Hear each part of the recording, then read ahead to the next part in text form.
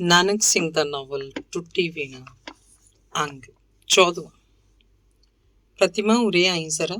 ਰਾਤੀ ਖਾਓ ਪੀਓ ਤੋਂ ਵਿਹਲੀ ਹੋ ਕੇ ਪ੍ਰਤਿਮਾ ਨੇ ਮਸ਼ੀਨ ਦੀ ਸੂਈ 'ਚ ਧਾਗਾ ਹੀ ਮਸੇ ਪਾਇਆ ਸੀ ਕਿ ਗੰਗਾ ਰਾਮ ਦੀ ਆਵਾਜ਼ ਸੁਣ ਕੇ ਉੱਠ ਖੜੋਤੀ ਤੇ ਉਹਦੇ ਕੋਲ ਜਾ ਕੇ ਬੋਲੀ, ਕੀ ਕਿਹਾ ਜੇ ਪਾਪਾ ਜੀ?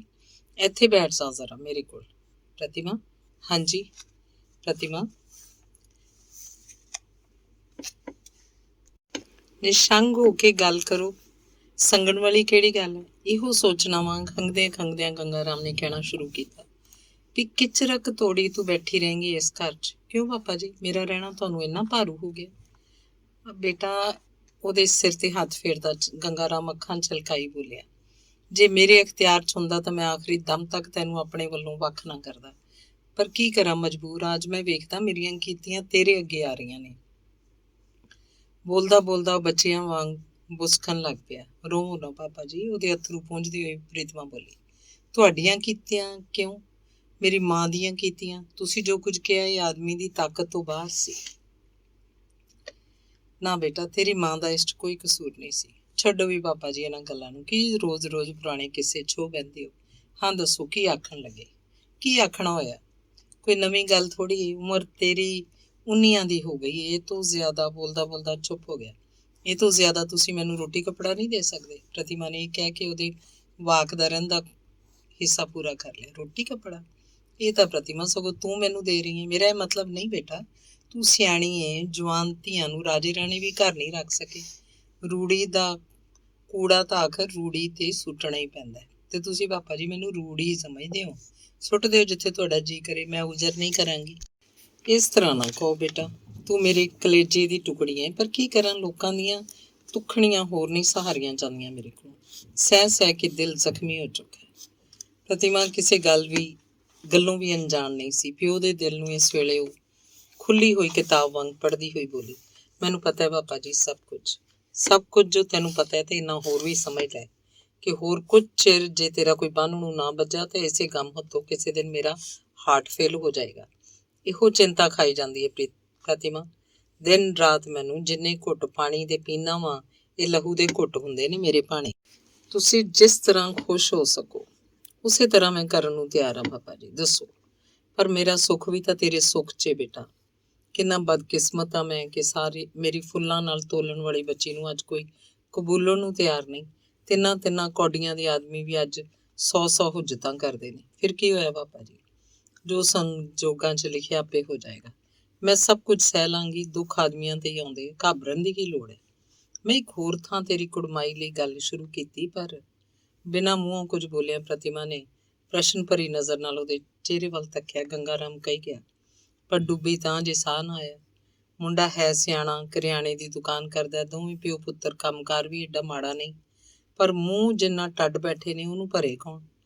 ਥੋੜ ਨਾ ਥਿੱਕੜਾ 2-3 ਹਜ਼ਾਰ ਚੁੱਲ੍ਹੇ 'ਚ ਪੈਣ ਇਹੋ ਜਿਹੇ। ਪ੍ਰੀਤਮਾ ਨੇ ਗੁੱਸਾ ਨਾਲ ਭੱਕ ਕੇ ਕਿਹਾ, ਅੰਗਾਰਾਂ ਨਾਲ ਮੂੰਹ ਭਰੇ ਨੇ। ਤੂੰ ਤੇ ਝਟ ਕਹਿ ਤਾ ਚੁੱਲ੍ਹੇ 'ਚ ਪੈਣ। ਮੇਰੇ ਦਿਲ ਕੋਲੋਂ ਪੁੱਛ ਕੇ ਨਹੀਂ ਵੇਖਦੀ। ਮੇਰੀ ਸਲਾਹ ਪਿੰਡ ਵਾਲਾ ਮਕਾਨ ਜੇ ਵਿਕ ਜਾਏ ਕਿਸੇ ਤਰ੍ਹਾਂ ਤਾਂ 1000-1500 ਖੋਰੇ ਵੱਟਿਆ ਹੀ ਜਾਏ। ਅੱਜ ਕੱਲ੍ਹ ਮਕਾਨਾਂ ਦਾ ਮੁੱਲ ਕਾਫੀ ਚੜੇ ਹੋਏ ਨੇ। ਬਾਕੀ ਥੋੜ੍ਹਾ ਬਹੁਤ ਕਿਤੇ ਉਹ ਚੁੱਕ ਆ ਕੇ। ਗੱਲ ਉਹਦੀ ਅਧੂਰੀ ਸੀ। ਪ੍ਰਤਿਮਾ ਕੜਕ ਕੇ ਬੋਲੀ, ਮੈਂ ਡੁੱਬ ਕੇ ਮਰ ਜਾਵਾਂਗੀ ਪਾਪਾ ਜੀ ਜੇ ਮੁੜ ਕੇ ਤੁਸੀਂ ਮਕਾਨ ਜਾਂ ਕਰਜ਼ ਦਾ ਨਾਂ ਲਿਆ। ਉਹ 2 ਕੰਧਾਂ ਵੱਡਿਆਂ ਦੀ ਨਿਸ਼ਾਨੀ ਰਹਿ ਗਈ ਸਾਡੇ ਕੋਲ। ਹੋਰ ਨਹੀਂ ਤਾਂ ਵੇਲੇ ਕੁ ਵੇਲੇ ਦੀ ਠਾਰ ਤਾਂ ਮਾੜੀ ਮੋਟੀ ਹੈ, ਉਹਨੂੰ ਵੀ ਵੇਚ ਕੇ ਲੋਕਾਂ ਦੇ ਢਿੱਡ 'ਚ ਪਾ ਦਈਏ। ਬੂਥਾ ਨਹੀਂ ਸਾੜਿਆ ਜਾਂਦਾ ਇਹੋ ਜਿਹਾ ਦਾ। ਕੁੜੀ ਦੀ ਫਟਕਾਰ ਸੁਣ ਕੇ ਗੰਗਾ ਰਾਮ ਦੁਬਕ ਗਿਆ। ਹੋਰ ਕੁਝ ਕਹਿਣ ਦੀ ਹਿੰਮਤ ਉਹਨੂੰ ਨਾ ਪਈ। ਪ੍ਰਤਿਮਾ ਜ਼ਰਾ ਕੁ ਰੁਕ ਕੇ ਫਿਰ ਬੋਲੀ, ਇੱਕ ਗੱਲ ਪੁੱਛਾਂ ਪਾਪਾ ਜੀ? ਪੁੱਛ। ਤੁਹਾਨੂੰ ਯਾਦ ਹੈ ਨਾ ਇੱਕ ਦਿਨ ਅੱਗੇ ਵੀ ਮੈਂ ਤੁਹਾਡੇ ਕੋਲੋਂ ਇੱਕ ਗੱਲ ਪੁੱਛੀ ਸੀ। ਕਦੋਂ? 3-4 ਮਹੀਨੇ ਹੋਏ। ਕੀ? ਉਹ ਜਿਹੜਾ ਅੰਬਾਲਿਓਂ ਤੁਹਾਡਾ ਕੋਈ ਪੁਰਾਣਾ ਵਾਕਫ ਇੱਕ ਵਾਰੀ ਸਾਡੇ ਘਰ ਆਇਆ ਸੀ, ਉਹ ਕਿਹੜਾ? ਉਹ ਜਾਣ ਬੁੱਝ ਕੇ ਪੁੱਛਦੇ ਨੇ ਕਿਹੜਾ। ਤੁਹਾਨੂੰ ਯਾਦ ਨਹੀਂ, ਜਿਹੜਾ ਕਿਸੇ ਦਾ ਸੁਨੇਹਾ ਲਿਆਇਆ ਸੀ? ਅੱਛਾ, ਆ ਗਿਆ ਚੇਤਾ। ਉਹ ਇਹ ਤੋਂ ਬਾਅਦ ਵੀ 1-2 ਵਾਰੀ ਮੈਨੂੰ ਮਿਲ ਚੁੱਕਾ ਹੈ। 2-3 ਚਿੱਠੀਆਂ ਉਹਨੇ ਪਾਈਆਂ। ਮੈਂ ਜਾਣ ਬੁੱਝ ਕੇ ਤੁਹਾਨੂੰ ਨਹੀਂ ਸੀ ਦੱਸਿਆ। ਤੁਹਾਨੂੰ ਯਾਦ ਹੈ ਉਦੋਂ ਵੀ ਮੈਂ ਤੁਹਾਨੂੰ ਕਿਹਾ ਸੀ ਕਿ ਉਹਨੂੰ ਹਾਂ ਕਰ ਦਿਓ। ਹੁਣ ਫੇਰ ਕਹਿੰਦੀ ਹਾਂ, ਜੇ ਹੋ ਸਕੇ ਤਾਂ ਉੱਥੇ ਢਿੱਲ ਨਾ ਲਾਓ। ਗੰਗਾ ਰਾਮ ਦੀਆਂ ਅੱਖਾਂ 'ਚ ਡਰ ਜਿਹਾ ਛਾ ਗਿਆ। ਉਹਨੇ ਇੱਕ ਵਾਰੀ ਡੂੰਘੇਰੀ ਨਜ਼ਰ ਨਾਲ ਪ੍ਰਤਿਮਾ ਵੱਲ ਤੱਕਿਆ, ਫਿਰ ਬੋਲਿਆ, ਇਹ ਕਿਸ ਤਰ੍ਹਾਂ ਹੋ ਸਕਦਾ? ਇਹ ਇਸੇ ਤਰ੍ਹਾਂ ਹੀ ਹੋਏਗਾ ਪਾਪਾ ਜੀ। ਤੁਸੀਂ ਭਲਕੇ ਅੰਬਾਲੇ ਜਾਓ। ਉਹ ਕਹਿੰਦੇ ਸੋ ਨਾ ਉਹ ਅੰਬਾਲੇ ਦੇ ਨੇੜੇ ਤੇੜੇ ਕਿਤੇ ਰਹਿੰਦਾ। ਗੰਗਾ ਰਾਮ ਦਾ ਸਰੀਰ ਸੁੰਨ ਹੁੰਦਾ ਜਾ ਰਿਹਾ ਸੀ। ਉਹਦੇ ਅੰਗਾਂ 'ਚ ਜਿਵੇਂ ਕੀੜੀਆਂ ਤੁਰ ਰਹੀਆਂ ਸੀ। ਕੁਝ ਵੀ ਨਾ ਬੋਲ ਸਕਿਆ। ਕਿੰਨਾ ਹੀ ਚਿਰ ਕੌੜੀ ਜੀ, ਸਿੱਲੀ, ਸਾਹ ਘੁੱਟਵੀਂ ਜੀ ਖਾਮੋਸ਼ੀ ਕਮਰੇ 'ਚ ਛਾਈ ਰਹੀ। ਇਹਨਾਂ 1-2 ਮਿੰਟਾਂ ਦੀ ਚੁੱਪ ਦੇ ਓਹਲੇ ਪ੍ਰਤਿਮਾ ਦੀ ਜੀਵਨ ਨਦੀ 'ਚ ਕਿੰਨੀਆਂ ਹੀ ਘੁੰਮਣ ਘੇਰੀਆਂ ਆਈਆਂ। ਭਵਿੱਖ ਦੇ ਚਿੱਤਰਪਟ ਉੱਤੇ ਉਹਨੇ ਮੌਤ ਨੂੰ ਕਿਹਨਾਂ ਸ਼ਕਲਾਂ 'ਚ ਪਰਲੇਕਾਰੀ ਨਾਚ ਨੱਚਦਿਆਂ ਵੇਖਿਆ। ਮੌਤ ਕੀ ਸਭ ਕਿਸੇ ਨਾਲ ਟਾਂਕੀ ਹੋਈ। ਇਸ ਮੌਤ ਦੀ ਤਸਵੀਰ ਨੇ ਜਿੱਥੇ ਉਹਦੀ ਨਿਰਾਸਤਾ ਨੂੰ ਸਿਖਰ ਤੇ ਪਹੁੰਚਾਇਆ, ਉਸ ਨਾਲ ਉਹਦੇ ਅੰਦਰ ਇੱਕ ਅਮੋੜ ਜਿਹੀ ਦ੍ਰਿੜਤਾ ਵੀ ਭਰ ਦਿੱਤੀ। ਮੌਤ ਜੇ ਭਿਆਨਕ ਹੈ ਤੇ ਇਹਦੇ ਨਾਲ ਹੀ ਸਦੀਵੀ ਅਮਨ ਦੀ ਦਾਤੀ ਵੀ ਤਾਂ ਹੈ। ਪ੍ਰਤਿਮਾ ਦੇ ਚਿਹਰੇ ਤੇ ਕੋਈ ਮਲਾਲ ਨਹੀਂ ਸੀ। ਗੰਗਾ ਰਾਮ ਨੇ ਖੁੱਲ੍ਹ ਕੇ ਸਾਹ ਲਿਆ। ਬਿਨਾਂ ਕੁਝ ਗੱਲ ਕੀਤਿਆਂ ਲੰਮਾ ਪੈ ਗਿਆ। ਮਸ਼ੀਨ ਫੇਰ ਚੱਲਣੀ ਸ਼ੁਰੂ ਹੋ ਗਈ ਤੇ ਉਧਰ ਮੰਜੇ ਤੇ ਪਿਆ ਗੰਗਾ ਰਾਮ ਸੋਚੀ ਜਾਂਦਾ ਸੀ ਕਿ ਸੱਚਮੁੱਚ ਮੈਨੂੰ ਅੰਬਾਲੇ ਜਾਣਾ ਪਏਗਾ। ਅੰਗ 15ਵਾਂ।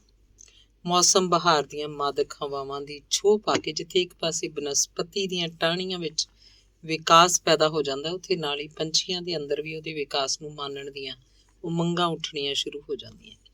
ਜਿਉਂ-ਜਿਉਂ ਕੁਦਰਤ 'ਚ ਗੇੜਾ ਆਈ ਜਾਂਦਾ, ਪੰਛੀਆਂ ਦੇ ਗੀਤਾਂ 'ਚ ਮਿਠਾਸ ਭਰਦੀ ਜਾਂਦੀ ਹੈ। ਪਰ ਇੱਕ ਸਮਾਂ ਪਾ ਕੇ ਜਦ ਪਤਝੜ ਆਪਣਾ ਵਿਕਰਾਲ ਰੂਪ ਦਿਖਾਉਣਾ ਸ਼ੁਰੂ ਕਰਦੀ ਹੈ, ਜਦ ਫੁੱਲਾਂ ਤੇ ਪੱਤੀਆਂ ਦੀ ਬਹਾਰ ਲੁਟਾ ਕੇ ਬਨਸਪਤੀ ਦਾ ਜੋਬਨ ਰੁੰਡ-ਮੁੰਡ ਹੋ ਜਾਂਦਾ ਤੇ ਇਹਦੇ ਨਾਲ ਪੰਛੀਆਂ ਦੇ ਗੀਤਾਂ ਦੀ ਮਧੁਰਤਾ ਤੇ ਥਾਂ ਉਦਾਸੀ ਭਰ ਜਾਂਦੀ ਹੈ। ਸਵੇਰੇ ਉੱਠਦਿਆਂ ਜਦੋਂ ਗੰਗਾ ਰਾਮ ਨੂੰ ਰੋਟੀ ਖਵਾ ਕੇ ਧਿੰਗੋ ਜੋਰੀ ਅੰਬਾਲੇ ਤੋਰ ਚੁੱਕੀ, ਇੱਕ ਵਾਰੀ ਉਹਨੇ ਆਪਣੇ ਉੱਤੇ ਝਾਤੀ ਮਾਰੀ। ਉਹਨੂੰ ਜਾਪਿਆ ਜਿਵੇਂ ਇਸ ਇੱਕੋ ਰਾਤ 'ਚ ਉਹਦੀ ਉਮਰ 20 ਤੋਂ 40 ਵਰ੍ਹਿਆਂ ਦੀ ਹੋ ਗਈ ਹੈ। ਮਾਨੋ ਉਹਦੇ ਸਾਰੇ ਅੰਗ ਤੇ ਬੁਢੇਪੇ ਦੇ ਚਿੰਨ੍ਹ ਉੱਭੜ ਆਏ। ਸਾਰਾ ਦਿਨ ਉਹਨੇ ਮਸ਼ੀਨ ਚਲਾਉਂਦਿਆਂ ਬਿਤਾ ਦਿੱਤਾ। ਉਹਨੂੰ ਮਾਲੂਮ ਹੁੰਦਾ ਸੀ ਜਿਵੇਂ ਇਸ ਮਸ਼ੀਨ ਦੀ ਆਵਾਜ਼ ਤੇ ਚਾਲ ਦੋਵੇਂ ਬਦਲ ਗਈਆਂ ਹਨ। ਰਾਤ ਪਈ, ਜਿਹੜੀ ਆਪਣੇ ਨਾਲ ਸੁੱਕੀ ਸਰਦੀ ਤੇ ਤੇਜ਼ ਹਵਾ ਦੇ ਬੇਰਹਿਮ ਫਰਾਟੇ ਲੈਂਦੀ ਆਈ। ਕੰਮ ਭਾਵੇਂ ਪ੍ਰਤਿਮਾ ਪਾਸ ਅਜੇ ਬਥੇਰਾ ਇਕੱਠਾ ਸੀ, ਪਰ ਸ਼ਾਮ ਤੋਂ ਬਾਅਦ ਉਹਨੇ ਮਸ਼ੀਨ ਬਕਸ ਦਾ ਢੱਕਣ ਨਹੀਂ ਚੁੱਕਿਆ। ਸਿਉਣ ਦੀ ਥਾਂ ਅੱਜ ਸੀਤੇ ਹੋਏ ਨੂੰ ਉਧੇੜ ਸੁੱਟਣ ਲਈ ਉਹਦੇ ਅੰਦਰ ਉਕਸਾਹਟ ਪੈਦਾ ਹੋ ਗਈ। 9 ਤੋਂ ਲੈ ਕੇ 12 ਤੱਕ ਪ੍ਰਤਿਮਾ ਨੇ ਬੇਨੀਂਦਿਆਂ ਅੱਖਾਂ 'ਚ ਹੀ ਵਕਤ ਬਿਤਾਇਆ। ਲਾਲਟਨ ਦਾ ਨਿੰਮਾ ਚਾਨਣ ਉਹਦੇ ਗੋਰੇ ਸਡੌਲ ਅੰਗਾਂ ਤੇ ਪੈ ਰਿਹਾ ਸੀ। ਉਹਨਾਂ 'ਚ ਹੋਰ ਵੀ ਸੁਹੱਪਣ ਭਰ ਰਿਹਾ ਸੀ। ਗੀਟੀਆਂ ਗਿਣਦੀ ਉਹਨੇ ਰਾਤ ਦੇ 2-2.5 ਪਹਿਰ ਬਿਤਾ ਦਿੱਤੇ। ਪਾਸਾ ਪਰਤਦੀ ਫਿਰ ਸੋਚਦੀ, ਮੈਂ ਕੀ ਸੋਚ ਰਹੀ ਹਾਂ? ਜਾਗਦੀਆਂ ਕਿ ਸੁੱਤੀ, ਇਹ ਮੈਂ ਕੀ ਕਰ ਬੈਠੀ? ਆਪਣੇ ਪੈਰੀਂ ਆਪ ਕੁਹਾੜਾ। ਪਾਪਾ ਜੀ ਨੂੰ ਅੰਬਾਲੇ ਭੇਜਣਾ ਮੇਰੀ ਅਕਲਮੰਦੀ ਸੀ। ਇਸ ਨਾਲੋਂ ਤਾਂ ਤੇ ਅਗਲਾ ਹਿੱਸਾ ਜੋ ਉਹਦੇ ਦਿਮਾਗ 'ਚ ਉਗਮਿਆ ਹੀ ਨਹੀਂ ਸੀ। ਇਸ ਵੇਲੇ ਉਹਨੂੰ ਕੁਝ ਸੁਣਾਈ ਦਿੱਤਾ, ਜਿਵੇਂ ਕਿਸੇ ਨੇ ਪੋਲੇ ਜਿਹੇ ਹੱਥ ਨਾਲ ਹੇਠਲਾ ਬੂਹਾ ਟਕੋਰਿਆ ਹੋਵੇ। ਪਹਿਲਾਂ ਤਾਂ ਉਹਦੇ ਖਿਆਲ ਕੀਤਾ ਸ਼ਾਇਦ ਹਵਾ, ਪਰ ਹਵਾ ਵੀ ਤਾਂ ਇਸ ਵੇਲੇ ਇੰਨੀ ਤੇਜ਼ ਨਹੀਂ। ਦੁਬਾਰਾ ਫਿਰ ਉਸੇ ਤਰ੍ਹਾਂ ਦੀ ਆਵਾਜ਼ ਆਈ। ਉਹ ਮੰਜੇ ਤੋਂ ਉੱਠੀ ਤੇ ਬਾਰੀ ਖੋਲ੍ਹ ਕੇ ਹੇਠਾਂ ਤੱਕੀ। ਹੇਠਾਂ ਗਲੀ 'ਚ ਉਹਨੇ ਕਿਸੇ ਪਤਲੇ ਲੰਮੇ ਮਨੁੱਖੀ ਆਕਾਰ ਦਾ ਪਰਛਾਵਾਂ ਦੇਖਿਆ। ਕਿਤੇ ਉਹੀ ਤਾਂ ਨਹੀਂ? ਉਹਦਾ ਦਿਲ ਧੜਕਿਆ ਤੇ ਫਿਰ ਲਾਲਟਨ ਚੁੱਕ ਕੇ ਹੇਠਾਂ ਉਤਰੀ। ਬੂਹਾ ਖੋਲ੍ਹ ਕੇ ਉਹਨੇ ਲਾਲਟਨ ਦੀ ਨਿੰਮੀ ਚਾਨਣੀ ਉਸ ਤੇ ਸੁੱਟ ਕੇ ਵੇਖਿਆ। ਨਾਲ ਹੀ ਉਹਦੇ ਦਿਲ ਨੇ ਕਿਹਾ, ਇਹ ਉਹ ਕਿਵੇਂ ਹੋ ਸਕਦਾ ਹੈ? ਇੱਕ ਸਿੱਖ ਸ਼ਕਲ ਦਾ ਆਦਮੀ ਸੀ। ਪ੍ਰਤਿਮਾ, ਆਵਾਜ਼ ਆਈ। ਹੈਂ ਉਦੇ ਸ਼ੰਕਰ ਜੀ, ਤੁਸੀਂ? ਸਿੱਖੀ ਹੁਲੀਏ 'ਚ ਪ੍ਰਤਿਮਾ ਨੇ ਉਦੋਂ ਉਦੇ ਸ਼ੰਕਰ ਨੂੰ ਪਛਾਣ ਹੀ ਲਿਆ। ਫਿਰ ਇੱਕ ਵਾਰੀ ਡੂੰਘੀ ਨਜ਼ਰ ਨਾਲ ਉਸ ਵੱਲ ਤੱਕੀ। ਸਿਰ ਤੇ ਟੋਪੀ ਦੀ ਦੋਹਰੀ ਦਸਤਾਰ, ਗਾਤਰੇ 'ਚ ਫੁੱਟ ਸਵਾ ਫੁੱਟ ਦੀ ਕਿਰਪਾਨ, ਤੇੜ ਧੋਤੀ ਦੀ ਥਾਂ ਰੀਪ ਪਜਾਮਾ, ਗਲੇ 'ਚ ਇੱਕ ਲੰਮਾ ਬੰਦ ਗਲਮੇ ਵਾਲਾ ਨਸਵਾਰੀ ਖੱਦਰ ਦਾ ਕੋਟ। ਆਪਣੇ ਹੋਠਾਂ ਤੇ ਉਂਗਲ ਰੱਖ ਕੇ ਆਉਣ ਵਾਲੇ ਨੇ ਪ੍ਰਤਿਮਾ ਨੂੰ ਚੁੱਪ ਰਹਿਣ ਦਾ ਇਸ਼ਾਰਾ ਕੀਤਾ। ਬਿਨਾਂ ਕੁਝ ਬੋਲਿਆ ਉਹਦੇ ਮਗਰ ਉੱਪਰ ਤੁਰ ਪਿਆ। ਦੋਵੇਂ ਅੱਗੜ ਪਿੱਛੜ ਕਮਰੇ 'ਚ ਦਾਖਲ ਹੋਈ। ਲਾਲਟਨ ਨੂੰ ਮੇਜ਼ ਤੇ ਰੱਖਣ ਤੋਂ ਬਾਅਦ ਪ੍ਰਤਿਮਾ ਨੇ ਇੱਕ ਵਾਰੀ ਫੇਰ ਡੂੰਘੇ ਧਿਆਨ ਨਾਲ ਉਹਦੇ ਸ਼ੰਕਰ ਨੂੰ ਸਿਰ ਤੋਂ ਪੈਰਾਂ ਤੱਕ ਵੇਖਿਆ। ਉਹਦੇ ਬਦਲੇ ਵੇਸ, ਕਮਜ਼ੋਰ ਸਰੀਰ ਨੂੰ ਪੜਚੋਲਦੀ ਬੋਲੀ, ਤੁਸੀਂ ਇੰਨੇ ਕਮਜ਼ੋਰ ਹੋ ਗਏ ਹੋ, ਬਿਮਾਰ ਰਹੇ ਸੋ? ਦੂਜਾ ਸਵਾਲ ਕਰਨ ਦੀ ਉਹਨੂੰ ਲੋੜ ਨਹੀਂ ਪਈ। ਉਹ ਖੁਦ ਜਾਣਦੀ ਸੀ ਕਿ ਇੱਕ ਭਗੌੜਾ ਜੋ ਹੁਲੀਆ ਨਾ ਬਦਲਦਾ ਤਾਂ ਅੱਜ ਤੱਕ ਪੁਲਿਸ ਦੀਆਂ ਨਜ਼ਰਾਂ ਤੋਂ ਕਿੱਕਣ ਬਚਿਆ ਰਹਿ ਸਕਦਾ। ਉਦੇ ਸ਼ੰਕਰ ਨੇ ਉਹਦੇ ਸਵਾਲ ਦਾ ਕੋਈ ਜਵਾਬ ਨਾ ਦਿੱਤਾ। ਕੇਵਲ ਉਹਦੀਆਂ ਸਿੱਕ ਭਰੀਆਂ ਅੱਖਾਂ ਪ੍ਰਤਿਮਾ ਦੇ ਚਿਹਰੇ ਤੇ ਗੱਡੀਆਂ ਰਹੀਆਂ। ਕਦੋਂ ਆਏ ਉਦੇ ਸ਼ੰਕਰ ਜੀ? ਉਹਨੂੰ ਬਿਠਾਉਣ ਤੋਂ ਬਾਅਦ ਆਪ ਉਹਦੇ ਸਾਹਮਣੇ ਬੈਠ ਕੇ ਪ੍ਰਤਿਮਾ ਨੇ ਦੂਜਾ ਪ੍ਰਸ਼ਨ ਕੀਤਾ। ਹੁਣੇ ਆ ਰਿਹਾ, ਉਦੇ ਸ਼ੰਕਰ ਨੇ ਕੁਝ ਗਵਾਚੀ ਆਵਾਜ਼ 'ਚ ਉੱਤਰ ਦਿੱਤਾ। ਪ੍ਰਤਿਮਾ ਬੋਲੀ, ਪਰ ਇਸ ਵੇਲੇ ਤਾਂ ਸ਼ਾਇਦ ਕੋਈ ਗੱਡੀ ਨਹੀਂ ਆਉਂਦੀ। ਪੈਦਲ ਆ ਰਿਹਾ। ਪੈਦਲ? ਹਾਂ, 20 ਮੀਲ ਪੈਂਡਾ ਕਰਕੇ। ਹਾਏ ਮੈਂ ਮਰ ਗਈ। ਇਸ ਕਮਜ਼ੋਰੀ ਦੀ ਹਾਲਤ 'ਚ 20 ਮੀਲ ਪੈਂਡਾ? ਤੇਰੇ ਪਾਪਾ ਜੀ ਕਿੱਥੇ ਨੇ? ਉਹ ਅੱਜ ਸਵੇਰ ਦੇ ਅੰਬਾਲੇ ਗਏ ਨੇ। ਕਿਉਂ, ਕੋਈ ਕੰਮ ਸੀ? ਜੀ ਹਾਂ। ਕਦੋਂ ਆਉਣਗੇ? ਕੱਲ੍ਹ ਸ਼ਾਇਦ ਆ ਜਾਣਗੇ। ਉਹਨਾਂ ਦੀ ਸਿਹਤ ਦਾ ਕੀ ਹਾਲ ਹੈ? ਉਸੇ ਤਰ੍ਹਾਂ ਹੀ ਸਮਝੋ। ਗੰਗਾ ਰਾਮ ਦਾ ਘਰੋਂ ਬਾਹਰ ਹੋਣਾ ਸੁਣ ਕੇ ਉਦੈ ਸ਼ੰਕਰ ਦੇ ਦਿਲ ਨੂੰ ਇੱਕ ਗੁੱਝੀ ਜੀ ਖੁਸ਼ੀ ਹੋਈ। ਹੁਣ ਤੱਕ ਜਿਵੇਂ ਪ੍ਰਤਿਮਾ ਨੀਂਦਰ ਜਾਂ ਬੇਹੋਸ਼ੀ ਦੀ ਹਾਲਤ ਵਿੱਚ ਹੀ ਸੀ ਤੇ ਉਦੈ ਸ਼ੰਕਰ ਦੀਆਂ ਗੱਲਾਂ ਸੁਣ ਕੇ ਉਹਨੂੰ ਜਾਗ ਜਾਂ ਹੋਸ਼ ਆ ਗਈ। ਪਿਆਰ ਦਾ ਸੋਮਾ ਉਛਲ ਪਿਆ। ਲੰਮੇ ਵਿਛੋੜੇ ਮਗਰੋਂ ਅਚਾਨਕ ਹੋਏ ਇਸ ਮੇਲ ਨੂੰ ਪ੍ਰਤਿਮਾ ਦੇ ਦਿਲ ਨੂੰ ਅੱਖਾਂ ਤੇ ਇੱਕ ਛਲਕਾ ਦਿੱਤਾ। ਪੁੱਛਣ ਲਈ ਇੰਨੇ ਸਵਾਲ ਉਹਦੇ ਅੰਦਰ ਇੱਕੋ ਵਾਰੀ ਉੱਠ ਖੜੋਤੇ ਕਿ ਉਹ ਸਮਝ ਨਹੀਂ ਸੀ ਸਕੀ ਕਿਹੜਾ ਪਹਿਲਾਂ ਕਰੇ ਕਿਹੜਾ ਬਾਅਦ ਵਿੱਚ। ਤੁਸੀਂ ਸੱਚਮੁੱਚ ਆ ਗਏ ਉਦੈ ਸ਼ੰਕਰ ਜੀ? ਪ੍ਰਤਿਮਾ ਨੇ ਝੱਲਾ ਜਿਹਾ ਸਵਾਲ ਉਹਦੇ ਇਹੋ ਜਿਹਾ ਅਦਾ ਵਿੱਚ ਕੀਤਾ ਜਿਵੇਂ ਉਹਨੂੰ ਸਾਹਮਣੇ ਬੈਠੇ ਵੇਖ ਕੇ ਵੀ ਉਹਨੂੰ ਯਕੀਨ ਨਾ ਕਰ ਸਕੀ ਹੋਵੇ। ਸੱਚਮੁੱਚ ਪ੍ਰਤਿਮਾ, ਸ਼ਾਇਦ ਤੂੰ ਇਹ ਵੀ ਪੁੱਛਣਾ ਚਾਹੁੰਦੀ ਕਿ ਮੈਂ ਕਿਉਂ ਆਇਆ, ਕਿਵੇਂ ਆਇਆ, ਕਿੰਨੇ ਕੁ ਚਿਰ ਲਈ ਆਇਆ। ਤੁਸੀਂ ਜੋਤਿਸ਼ ਵਿਦਿਆ ਵੀ ਸਿੱਖ ਆਏ ਹੋ? ਨਹੀਂ, ਸਗੋਂ ਤੇਰੇ ਪਾਸੋਂ ਸਿੱਖਣ ਲਈ ਆਇਆ, ਕਿਉਂਕਿ ਮੇਰੇ ਭਵਿੱਖ ਬਾਰੇ ਪ੍ਰਤਿਮਾ ਹੀ ਹੈ ਜਿਹੜੀ ਭਵਿੱਖਬਾਣੀ ਕਰ ਸਕਦੀ ਹੈ। ਅੱਛਾ, ਪਹਿਲਾਂ ਇਹ ਦੱਸੋ ਆਏ ਹੋ ਕਿਵੇਂ ਤੇ ਕਿੰਨੇ ਚਿਰ ਲਈ? ਇਹ ਤੋਂ ਪਹਿਲਾਂ ਮੇਰੀ ਪੇਟ ਪੂਜਾ ਦਾ ਗੁਜ਼ਾਰ ਹੋਣਾ ਚਾਹੀਦਾ। ਮੈਂ 3 ਡੰਗਾਂ ਤੋਂ ਕੁਝ ਨਹੀਂ ਖਾਧਾ। ਓਹੋ, ਇਹ ਤਾਂ ਮੈਨੂੰ ਆਉਂਦਿਆਂ ਹੀ ਪੁੱਛਣਾ ਚਾਹੀਦਾ ਸੀ। ਚੇਤਾ ਹੀ ਭੁੱਲ ਗਿਆ, ਕਹਿ ਕੇ ਰਸੋਈ ਵੱਲ ਗਈ। ਥੋੜ੍ਹੀ ਦੇਰ ਪਿੱਛੋਂ ਜਦੋਂ ਪੇਟ ਦੀ ਅੱਗ ਸ਼ਾਂਤ ਹੋ ਜਾਣ ਤੇ ਥੋੜ੍ਹਾ ਜਿਹਾ ਸੁਸਤਾ ਲੈਣ ਤੇ ਉਦੈ ਸ਼ੰਕਰ ਦੇ ਅੰਦਰ ਕੁਝ ਟਿਕਾ ਆਇਆ ਤਾਂ ਉਹਨੇ ਸਾਹਮਣੇ ਬੈਠੀ ਪ੍ਰਤਿਮਾ ਵਾਲੇ ਇੱਕ ਡੂੰਘੀ ਨੀਝ ਨਾਲ ਤੱਕਿਆ, ਜਿਹੜੀ ਇੰਨ ਬਿੰਨ ਸੰਗਮਰਮਰ ਦਾ ਬੁੱਤ ਜਿਹਾ ਜਾਪਦੀ ਸੀ। ਆਪਣੇ ਉੱਤੇ ਉਦੈ ਸ਼ੰਕਰ ਦੀ ਨਜ਼ਰ ਪੈਂਦੇ ਹੀ ਪ੍ਰਤਿਮਾ ਉਸ ਵੱਲ ਤੱਕੀ। ਉਹਦੇ ਅੰਦਰ ਇੱਕ ਝੁੰਝਣੀ ਜਿਹੀ ਪੈਦਾ ਹੋਈ, ਜਿਸ ਨਾਲ ਉਹਦੇ ਅੰਗ 'ਚ ਕੋਈ ਖੁਮਾਰ ਜਿਹਾ ਭਰ ਗਿਆ। ਸਾਹਮਣੇ ਬੈਠੇ ਹੋਏ ਦੁਬਲੇ ਪਤਲੇ ਗੱਭਰੂ ਨੂੰ ਉਹਨੇ ਇੱਕ ਵਾਰੀ ਫਿਰ ਉੱਪਰ ਤੋਂ ਹੇਠਾਂ ਤੱਕ ਵੇਖਿਆ। ਕੀ ਤੱਕ ਰਹੀ ਹੈ ਪ੍ਰਤਿਮਾ? ਉਦੈ ਸ਼ੰਕਰ, ਜਿਹੜਾ ਮੰਜੇ ਤੋਂ ਪ੍ਰਤਿਮਾ ਨਾਲ ਵਿੱਥ ਤੇ ਬੈਠਾ ਸੀ, ਜ਼ਰਾ ਕੁ ਉਹਦੇ ਨੇੜੇ ਸਰ ਕੇ ਬੋਲਿਆ। ਕੁਝ ਨਹੀਂ, ਪ੍ਰਤਿਮਾ ਦੇ ਬੁੱਲ ਮੁਸਕਰਾਏ। ਮੈਂ ਇਹੋ ਵੇਖ ਰਹੀ ਹਾਂ ਕਿ ਸੱਚਮੁੱਚ ਇਹ ਤੁਸੀਂ ਹੋ। ਕਿ ਪ੍ਰਤਿਮਾ, ਮੇਰੀ ਜ਼ੁਬਾਨ ਦਾ ਵੀ ਤੈਨੂੰ ਯਕੀਨ ਨਹੀਂ? ਨਹੀਂ, ਕਿਉਂ? ਇਸ ਲਈ ਕਿ ਤੁਹਾਡੀ ਜ਼ੁਬਾਨ ਨਾਲੋਂ ਵੀ ਮੈਨੂੰ ਆਪਣੀ ਕਿਸਮਤ ਦਾ ਬਹੁਤਾ ਯਕੀਨ ਹੈ, ਜਿਹੜੀ ਮੈਨੂੰ ਹਰ ਵੇਲੇ ਧੋਖਾ ਦਿੰਦੀ ਰਹਿੰਦੀ ਹੈ। ਤਾਂ ਫਿਰ ਯਕੀਨ ਕਰ ਲੈ, ਇਸ ਵੇਲੇ ਮੇਰੀ ਜ਼ੁਬਾਨ ਥਾਣੀ ਤੇਰੀ ਕਿਸਮਤ ਬੋਲ ਰਹੀ ਹੈ। ਤੇ ਕਹਿੰਦਿਆਂ ਉਦੈ ਸ਼ੰਕਰ ਨੇ ਉਹਦਾ ਕੂਲਾ ਨਿੱਘਾ ਹੱਥ ਉਹਦੇ ਗੋਡੇ ਤੋਂ ਚੁੱਕ ਕੇ ਹੱਥ 'ਚ ਘੁੱਟ ਲਿਆ। ਪਿਆਰ ਮੰਜ਼ਿਲ ਦੀ ਮੁੱਢਲੀ ਉਸਾਰੀ ਤੋਂ ਬਾਅਦ ਪ੍ਰਤਿਮਾ ਲਈ ਇਹ ਪਹਿਲਾ ਮੌਕਾ ਸੀ ਜਦ ਉਹਨੇ ਉਦੈ ਸ਼ੰਕਰ ਦਾ ਅੰਗ ਸਪਰਸ਼ ਹੋਇਆ।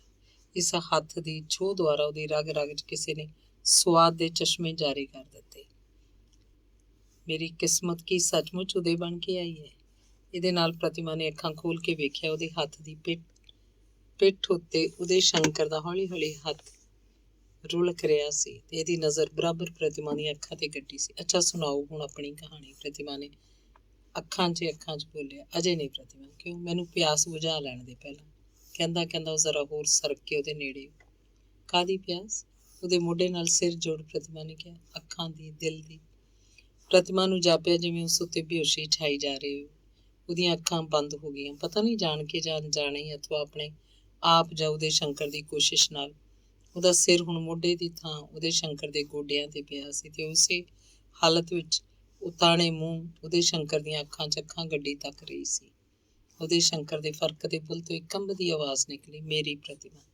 ਪ੍ਰਤਿਮਾ ਉਸੇ ਸਰੂਰ ਭਰੇ ਰੰਗ 'ਚ ਬੋਲੀ, ਇਹ ਕਿੰਨੀ ਅਣਹੋਣੀ ਗੱਲ ਹੈ ਕਿ ਮੈਂ ਅੱਜ ਤੁਹਾਨੂੰ ਸਾਖਿਆਤ ਵੇਖ ਰਹੀ ਹਾਂ। ਅਣਹੋਣੀਆਂ ਨੂੰ ਹੋਣੀਆਂ 'ਚ ਬਦਲਣਾ ਹੀ ਤਾਂ ਪਿਆਰ ਦੀ ਸਭ ਤੋਂ ਵੱਡੀ ਕਰਾਮਾਤ ਹੈ। ਤੇ ਹੋਣੀਆਂ ਨੂੰ ਅਣਹੋਣੀਆਂ ਵੀ? ਬੇਸ਼ੱਕ ਪ੍ਰਤਿਮਾ, ਇਹ ਵੀ ਤਾਂ ਮੈਨੂੰ ਖਤਰਾ ਹੈ ਕਿ ਕਿਤੇ ਇਹ ਸਾਡਾ ਸੁਪਨਾ ਵੀ ਅਣਹੋਣੀ ਵਿੱਚ ਨਾ ਵੜ ਜਾਏ। ਨਾ, ਇੰਨੇ ਲੰਮੇ ਵਿਛੋੜੇ ਦੇ ਬਾਅਦ ਇਹਨਾਂ ਮਿਲਾਪ ਦੀਆਂ ਸੁਨਹਿਰੀ ਘੜੀਆਂ 'ਚ ਇਹੋ ਜਿਹੀ ਗੱਲ ਜ਼ੁਬਾਨ ਤੇ ਨਹੀਂ ਲਿਆਉਣੀ ਚਾਹੀਦੀ। ਪਰਮਾਤਮਾ ਕਰੇ ਰਾਤ ਜੁਗ ਜਿੱਡੀ ਲੰਮੀ ਹੋ ਜਾਏ ਤੇ ਮੇਰੀ ਪ੍ਰਤਿਮਾ ਦੀ ਉਮਰ ਇਹ ਤੋਂ ਵੀ ਲੰਮੀ। ਤੁਸੀਂ ਸੱਚਮੁੱਚ ਅੰਤਰਜਾਮੀ ਹੋ? ਮੈਂ ਕਿਵੇਂ? ਅੱਜ ਤੁਸੀਂ ਮੇਰੇ ਹਿਰਦੇ ਦੀ ਪੁਕਾਰ ਸੁਣੀ। ਇਹ ਅੰਤਰ-ਆਤਮਾ ਤੋਂ ਘੱਟ ਨਹੀਂ। ਤੁਹਾਡੇ ਆਉਣ ਤੋਂ ਕੁਝ ਹੀ ਦੇਰ ਪਹਿਲਾਂ ਮੈਂ ਜੋ ਕੁਝ ਤੁਹਾਡੇ ਪਾਸੋਂ ਮੰਗ ਰਹੀ ਸੀ ਉਹੀ ਕੁਝ ਤੁਸੀਂ ਮੈਨੂੰ ਦਿੱਤਾ। ਕੀ ਇਹ ਜ਼ਰਾ ਲੰਮੀ ਕਥਾ ਹੈ? ਫਿਰ ਵੀ ਕੀ ਹੋਇਆ? ਸੁਣਾ। ਪ੍ਰਤਿਮਾ ਉੱਠ ਕੇ ਸਿੱਧੀ ਹੋ ਕੇ ਬੈਠੀ। ਉਹਨੇ ਕੱਲ ਰਾਤ ਵਾਲਾ ਉਹ ਸਾਰਾ ਵਾਰਤਾਲਾਪ ਉਦੈ ਸ਼ੰਕਰ ਪਾਸ ਦੁਹਰਾ ਦਿੱਤਾ ਜਿਹੜਾ ਗੰਗਾ ਰਾਮ ਨਾਲ ਉਹਦਾ ਹੋਇਆ ਸੀ। ਉਹ ਤੋਂ ਪਿੱਛੋਂ ਉਹਨੇ ਦੱਸ ਦਿੱਤਾ ਕਿ ਅੱਜ ਸਵੇਰੇ ਕਿਉਂ ਉਹਨੇ ਗੰਗਾ ਰਾਮ ਨੂੰ ਅੰਬਾਲੇ ਭੇਜਿਆ। ਦੁੱਧ ਪੀਂਦਿਆਂ ਅਚਾਨਕ ਫਿਰ ਵਿੱਚ ਮੱਖੀ ਆ ਡਿੱਗਣ ਨਾਲ ਕੇਵਲ ਉਹਦਾ ਸਵਾਦ ਹੀ ਜਾਂਦਾ ਰਹਿੰਦਾ, ਸਗੋਂ ਦਿਲ ਨੂੰ ਕਚਿਆਣ ਜਿਹੀ ਆਉਂਦੀ ਹੈ। ਇੱਦਾਂ ਹੀ ਪ੍ਰਤਿਮਾ ਦੀਆਂ ਗੱਲਾਂ ਸੁਣ ਕੇ ਉਦੈ ਸ਼ੰਕਰ ਦੀ ਹਾਲਤ ਹੋਈ। ਉਹਦੀ ਹਾਲਤ ਅਨੁਭਵ ਕਰਦੀ ਪ੍ਰਤਿਮਾ ਉਹਦਾ ਹੱਥ ਫੜ ਕੇ ਬੋਲੀ, ਕਿਉਂ? ਤੁਸੀਂ ਘਬਰਾ ਕਿਉਂ ਗਏ? ਗੱਲ ਹੀ ਘਬਰਾਉਣ ਵਾਲੀ ਪ੍ਰਤਿਮਾ, ਉਦੈ ਸ਼ੰਕਰ ਬੋਲਿਆ। ਜੋ ਉੱਥੇ ਗੱਲਬਾਤ ਪੱਕੀ ਹੋ ਗਈ ਤਾਂ ਜਾਣਦੀ ਇਹਦਾ ਕੀ ਫਲ ਹੋਏਗਾ? ਕਿ ਉਦੈ ਸ਼ੰਕਰ ਦੀ ਜ਼ਿੰਦਗੀ ਜਿਹਦੀ ਅੱਜ ਤੱਕ ਇਸੇ ਆਸ ਉੱਤੇ ਕਾਇਮ ਖਤਮ ਹੋ ਜਾਏਗੀ। ਇਹੋ ਜਿਹੇ ਬਦਸ਼ਗਨੇ ਸ਼ਬਦ ਜ਼ਬਾਨ ਤੇ ਨਾ ਲਿਓ। ਪਿਆਰਾਂ ਦੀ ਇਸ ਅਨੂਠੀ ਦੁਨੀਆ ਨੂੰ ਬੇਸਵਾਦ ਨਾ ਕਰੋ। ਕਿਸ ਤਰ੍ਹਾਂ ਨਾ ਕਰਾਂ ਜਦ ਕਿ ਸਾਹਮਣੇ ਵੇਖ। ਪਹਿਲਾਂ ਇਹ ਦੱਸੋ, ਪ੍ਰਤਿਮਾ ਵਿੱਚ ਹੀ ਬੋਲੀ, ਕੀ ਤੁਸੀਂ ਮੈਨੂੰ ਕਬੂਲ ਕਰ ਲਿਆ? ਪ੍ਰਤਿਮਾ, ਇਹ ਸਵਾਲ ਸਗੋਂ ਮੈਨੂੰ ਕਰਨਾ ਚਾਹੀਦਾ। ਤਾਂ ਯਕੀਨ ਰੱਖੋ, ਦੁਨੀਆ ਦੀ ਕੋਈ ਤਾਕਤ ਮੈਨੂੰ ਤੁਹਾਡੇ ਨਾਲੋਂ ਨਿਖੇੜ ਨਹੀਂ ਸਕਦੀ। ਕੋਈ ਹਰਜ ਨਹੀਂ ਜੇ ਉੱਥੇ ਗੱਲਬਾਤ ਹੋ ਵੀ ਜਾਵੇ। ਪਿਆਰ ਦੇ ਰਸਤੇ ਵਿੱਚ ਇਹ ਤੁੱਛ ਜਿਹੀ ਰੁਕਾਵਟ ਨਹੀਂ ਠਹਿਰ ਸਕੇਗੀ। ਇਹਦਾ ਜਿੰਮਾ ਮੈਂ ਲੈਂਦੀ। ਡਿੱਗਦਾ ਡਿੱਗਦਾ ਉਦੇ ਸ਼ੰਕਰ ਦੀ ਆਸ ਦਾ ਮਹਿਲ ਇੱਕ ਵਾਰੀ ਫੇਰ ਖੜਾ ਹੋ ਗਿਆ। ਆਸ ਦਾ ਦੀਵਾ ਬੁਝਦਾ ਬੁਝਦਾ ਫਿਰ ਜਗ ਉੱਠਿਆ। ਉਹਦੀਆਂ ਨਜ਼ਰਾਂ 'ਚ ਪ੍ਰਤਿਮਾ ਹੁਣ ਤੱਕ ਇੱਕ ਸੁੰਦਰੀ ਅਥਵਾ ਕਵਿੱਤਰੀ ਸੀ, ਪਰ ਉਹਦੇ ਆਤਮ ਤਿਆਗ ਦੀਆਂ ਗੱਲਾਂ ਸੁਣ ਕੇ ਉਹਨੂੰ ਜਾਪਿਆ ਜਿਵੇਂ ਨਾਰੀ ਦਾ ਅਸਲੀ ਸੁਹੱਪਣ ਅੱਜ ਜ਼ਿੰਦਗੀ 'ਚ ਪਹਿਲੀ ਵਾਰ ਉਹਦੀ ਦ੍ਰਿਸ਼ਟੀ ਗੋਚਰ ਹੋਇਆ। ਦੇਵੀ, ਕਹਿੰਦਿਆਂ ਉਹਦੇ ਸ਼ੰਕਰ ਨੇ ਪ੍ਰਤਿਮਾ ਦੇ ਪੈਰ ਛੋਲੇ। ਉਹ ਤੋਂ ਚਿੜ ਕੇ ਪ੍ਰਤਿਮਾ ਨੇ ਗੁੱਸੇ ਨਾਲ ਉਹਦਾ ਹੱਥ ਫੜਦਿਆਂ ਕਹਿਣਾ ਸ਼ੁਰੂ ਕੀਤਾ, ਹੈ ਇਹ ਕੀ ਕਰਦੇ ਹੋ? ਇੱਕ ਪਤਿਤ ਨੂੰ ਹੋਰ ਪਤਿਤ ਕਰਨਾ ਚਾਹੁੰਦੇ? ਪਤਿਤ ਨਹੀਂ, ਉਹਦੇ ਸ਼ੰਕਰ ਦੇ ਪਿਆਰ 'ਚ ਉਸ ਤੋਂ ਦੂਣੀ ਸ਼ਰਧਾ ਪਤਿਤ ਪਾਵਨ। ਪ੍ਰਤਿਮਾ ਦੇ ਪਿਆਰ ਦਾ ਰੁੱਖਵਾਂ ਵੇਗ ਇਹਨਾਂ ਸ਼ਬਦਾਂ ਨਾਲ ਹੀ ਉਹਦੇ ਹਿਰਦੇ 'ਚ ਪ੍ਰਭਾਵਿਤ ਹੋਇਆ। ਜੇ ਸੱਚਮੁੱਚ ਹੀ ਮੈਂ ਪਤਿਤ ਤੋਂ ਪਤਿਤ ਪਾਵਨ ਹੋ ਗਈ ਹਾਂ, ਤਾਂ ਆਪਣੇ ਦੇਵਤਾ ਨੂੰ ਪ੍ਰਣਾਮ ਕਰਦੀ ਹਾਂ, ਜਿਹਦੀ ਛੂਹ ਨੇ ਮੈਨੂੰ ਇਹ ਕੁਝ ਬਣਾ ਦਿੱਤਾ।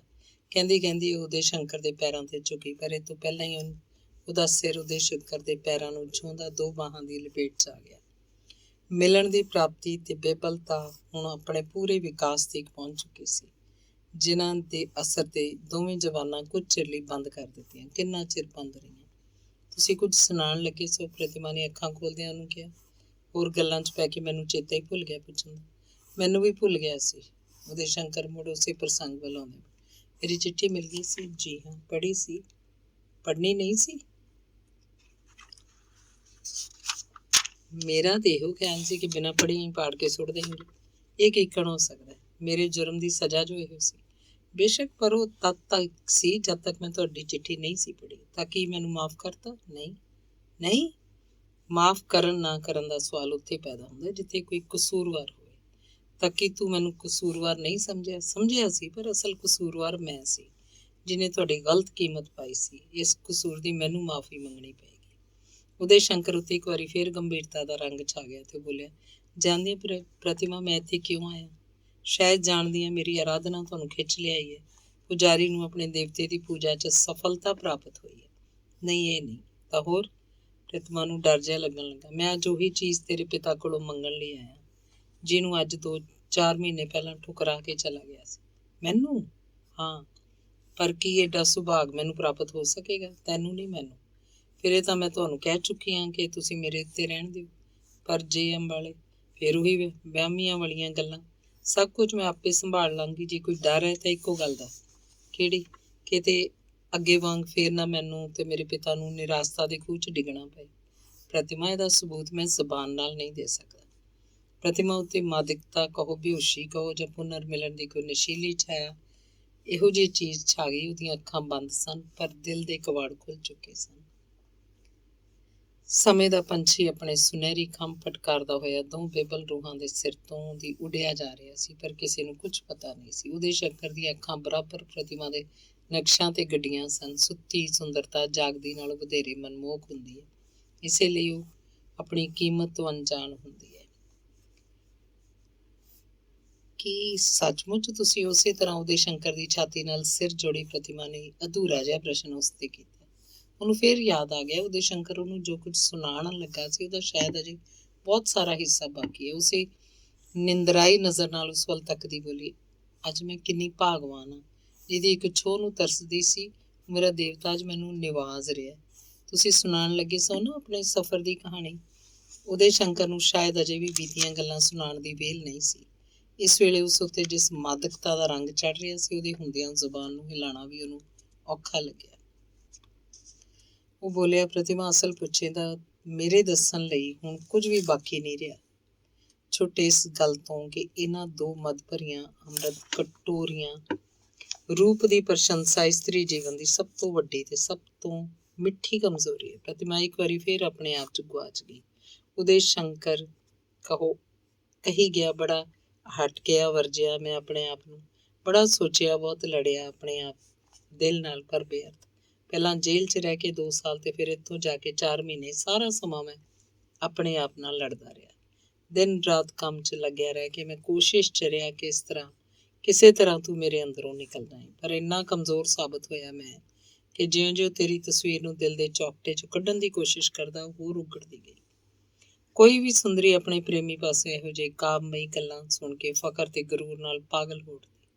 ਪ੍ਰਤਿਮਾ ਦੀ ਵੀ ਉਸ ਵੇਲੇ ਇਸੇ ਤਰ੍ਹਾਂ ਦੀ ਹਾਲਤ ਸੀ। ਪਿਆਰ ਵੇਖ ਤੇ ਫਿਰ ਆਪਣੇ ਪ੍ਰੇਮੀ ਦੀ ਜੀਵਨ ਕਹਾਣੀ, ਜਿਹਦਾ ਅੱਖਰ ਅੱਖਰ ਪ੍ਰਤਿਮਾ ਦੇ ਰੂਪ ਹੁਸਨ ਦੀ ਗਵਾਹੀ ਸੀ, ਸੁਣਦੀ ਸੁਣਦੀ ਉਹ ਬਾਕੀ ਸਭ ਕੁਝ ਭੁੱਲ ਗਈ।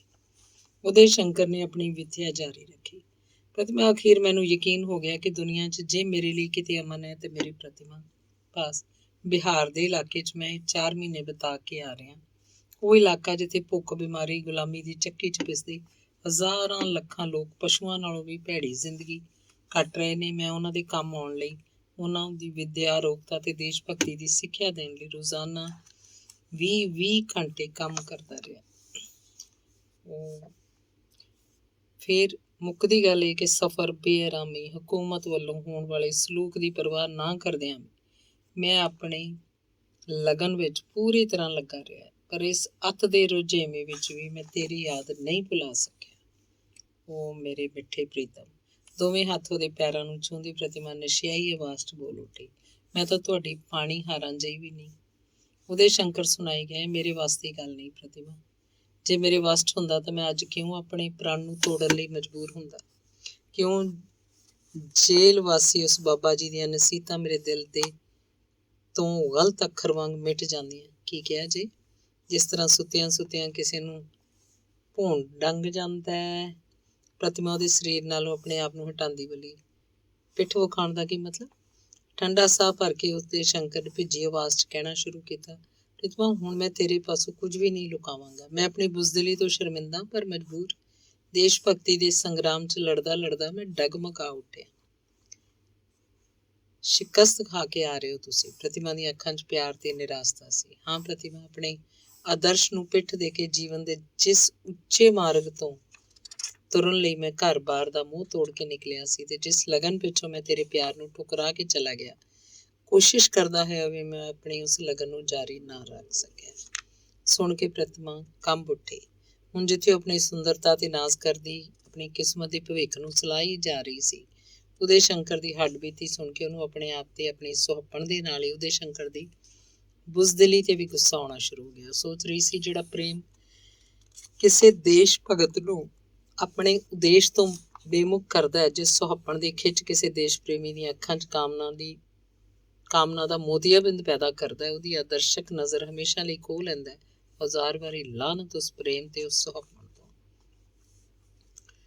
ਜਿਸ ਉਦੈ ਸ਼ੰਕਰ ਨੂੰ ਵੇਖ ਕੇ ਹੁਣੇ ਉਹਦੇ ਅੰਗ ਅੰਗ 'ਚ ਖੁਸ਼ੀ ਦੀ ਲਹਿਰ ਦੌੜ ਰਹੀ ਸੀ। ਇਸ ਵੇਲੇ ਉਦੈ ਸ਼ੰਕਰ ਵੱਲ ਤੱਕ ਕੇ ਉਸ ਉੱਤੇ ਖੌਫ ਸਵਾਰ ਹੋਣ ਲੱਗਾ। ਆਪਣੇ ਸਾਹਮਣੇ ਬੈਠੇ ਇੱਕ ਦੇਸ਼ਘਾਤੀ ਦਾ ਸਰੀਰ ਉਹਨੂੰ ਕਿਸੇ ਗਲੀ ਸੜੀ ਲੋਥ ਵਰਗਾ ਜਾਪਿਆ।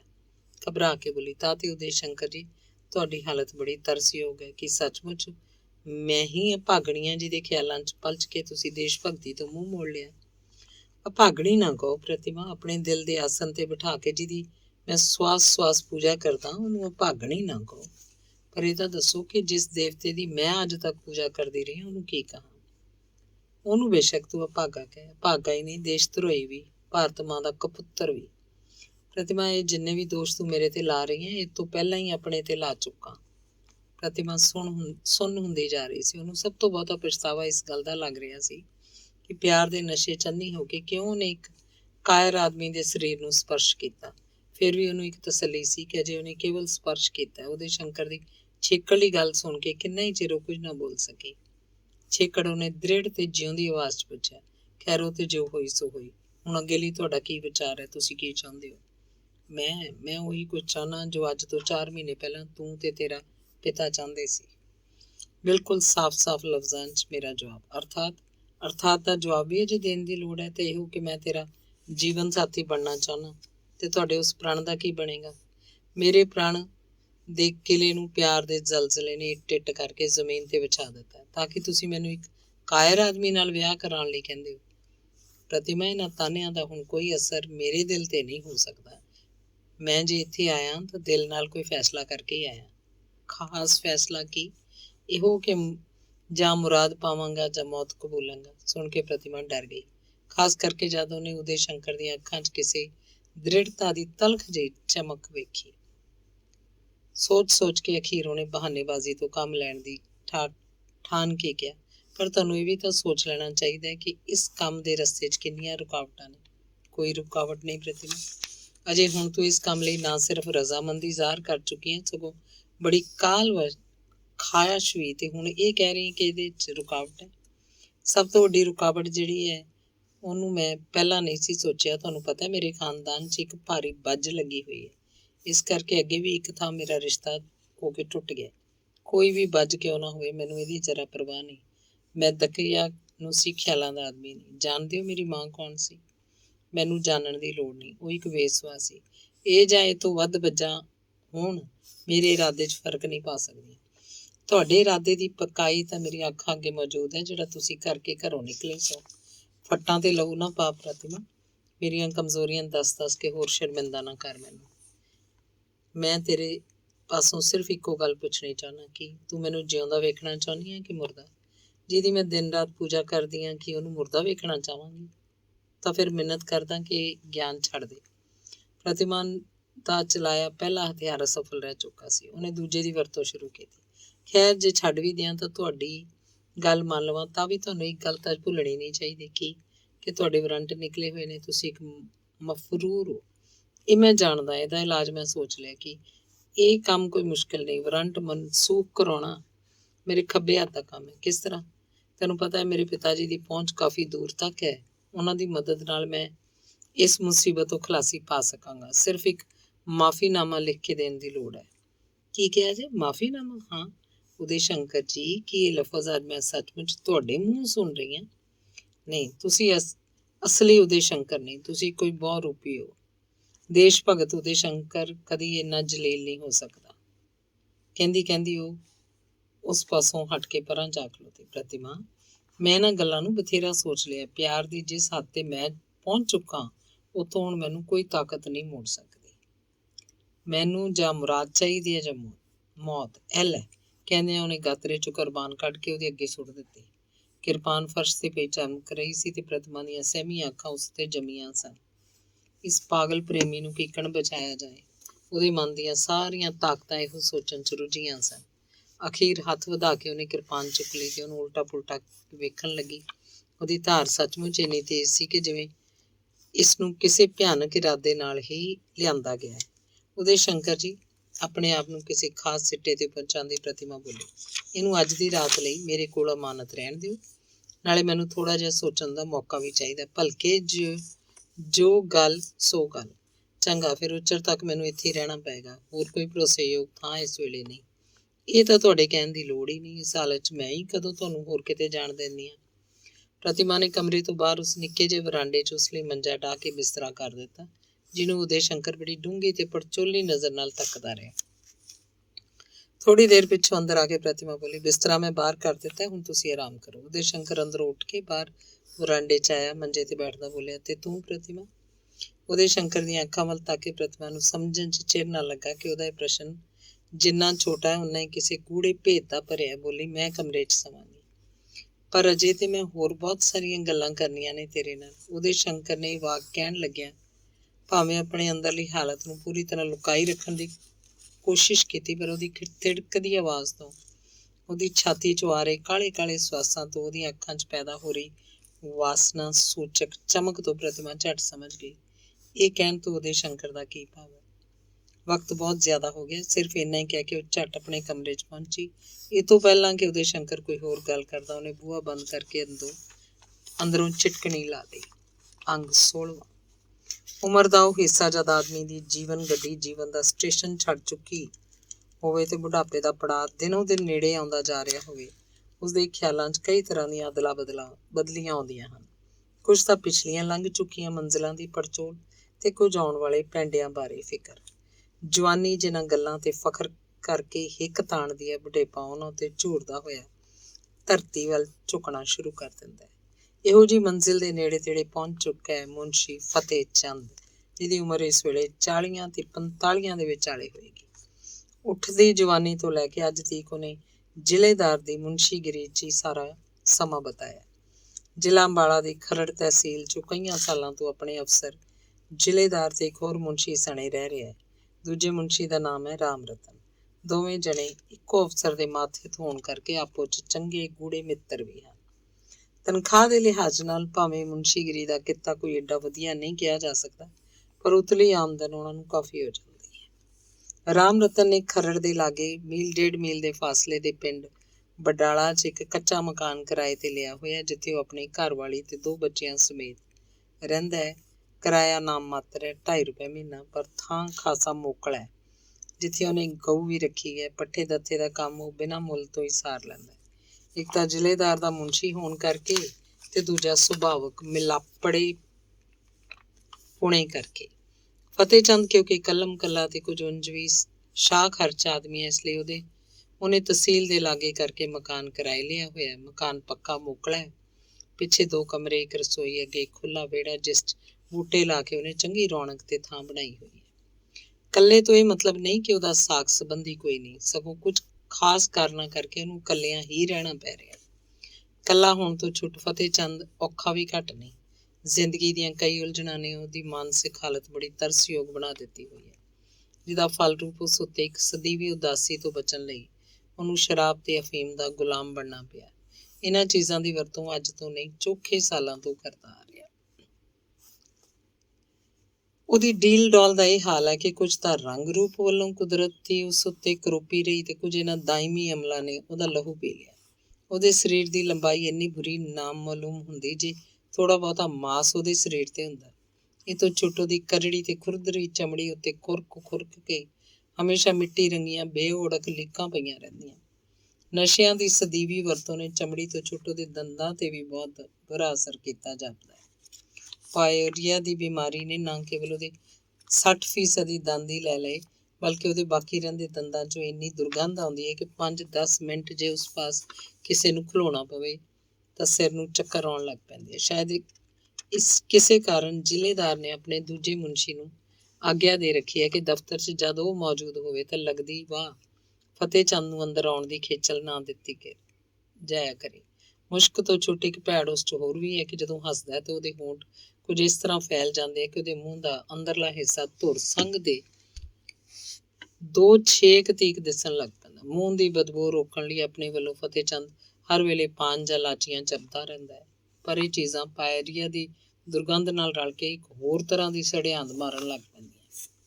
ਵਾਲਾਂ ਦੀ ਸਫੈਦੀ ਨੂੰ ਲੁਕਾਉਣ ਲਈ ਭਾਵੇਂ ਉਹ ਹਮੇਸ਼ਾ ਹੀ ਰੇਜ਼ਰ ਤੇ ਖਿਜ਼ਾਬ ਦੀ ਵਰਤੋਂ ਕਰਦਾ ਹੈ, ਪਰ ਇਹ ਬੁਢੇਪਾ ਐਸੀ ਨਹਿਸ਼ ਚੀਜ਼ ਹੈ ਕਿ 100 ਪਰਦਿਆਂ ਹੇਠ ਵੀ ਲੁਕਾਇਆ ਲੁਕ ਨਹੀਂ ਸਕਦਾ। ਇਹਨਾਂ ਨਸ਼ਿਆਂ ਤੋਂ ਛੋਟੇ ਇੱਕ ਹੋਰ ਚੀਜ਼ ਦਾ ਵੀ ਉਹ ਦਿਨ ਰਾਤ ਦਾ 24 ਚੋਂ 18 ਘੰਟੇ ਸੇਵਨ ਕਰਦਾ ਹੈ। ਇਹਨੂੰ ਉਹ ਅਮਲ ਜਾਂ ਨਸ਼ਾ ਨਾ ਸਮਝ ਕੇ ਪਿਤਾ ਪੁਰਖੀ ਰਿਵਾਜ ਹੀ ਖਿਆਲ ਕਰਦਾ ਹੈ। ਉਹ ਹੈ ਹੁੱਕਾ ਤੇ ਸਿਗਰਟ। ਕਹਿੰਦੇ ਆ ਜਿੱਥੇ ਦੋਸਤੀ ਉੱਥੇ ਨਿਭ ਸਕਦੀ ਹੈ ਜਿੱਥੇ ਪਰਸਪਰ ਸੁਭਾਵਾਂ ਤੇ ਤਬੀਅਤਾਂ ਦਾ ਮੇਲ ਹੋਵੇ। ਪਰ ਫਤਿਹ ਚੰਦ ਤੇ ਰਾਮ ਰਤਨ ਦੀ ਦੋਸਤੀ ਸ਼ਾਇਦ ਇਸ ਅਸੂਲ ਦੀ ਪਾਬੰਦ ਨਹੀਂ, ਕਿਉਂਕਿ ਜਿੱਥੇ ਫਤਿਹ ਚੰਦ ਪੂਰਾ ਲਾਈ ਲੱਗ ਤੇ ਸ਼ਾਹ ਖਰਚ ਹੈ, ਉੱਥੇ ਰਾਮ ਰਤਨ ਪੱਕਾ ਮੀਸਣਾ ਤੇ ਮੱਖੀ ਜੂਸ ਹੈ।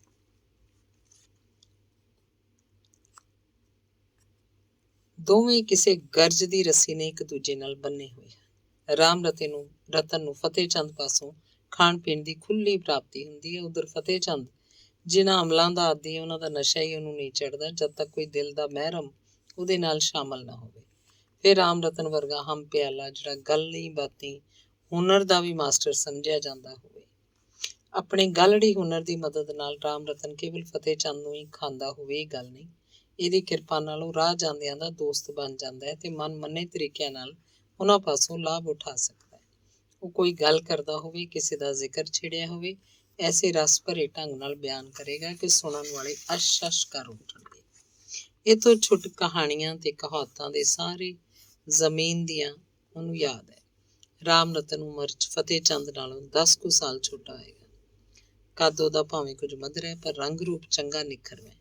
ਉਹਦੇ ਭਰਵੇਂ ਚਿਹਰੇ ਤੇ ਕੱਕੀਆਂ ਲੰਮੀਆਂ ਵੱਟੀਆਂ ਹੋਈਆਂ ਮੁੱਛਾਂ ਵਾਹ ਫੱਬਦੀਆਂ।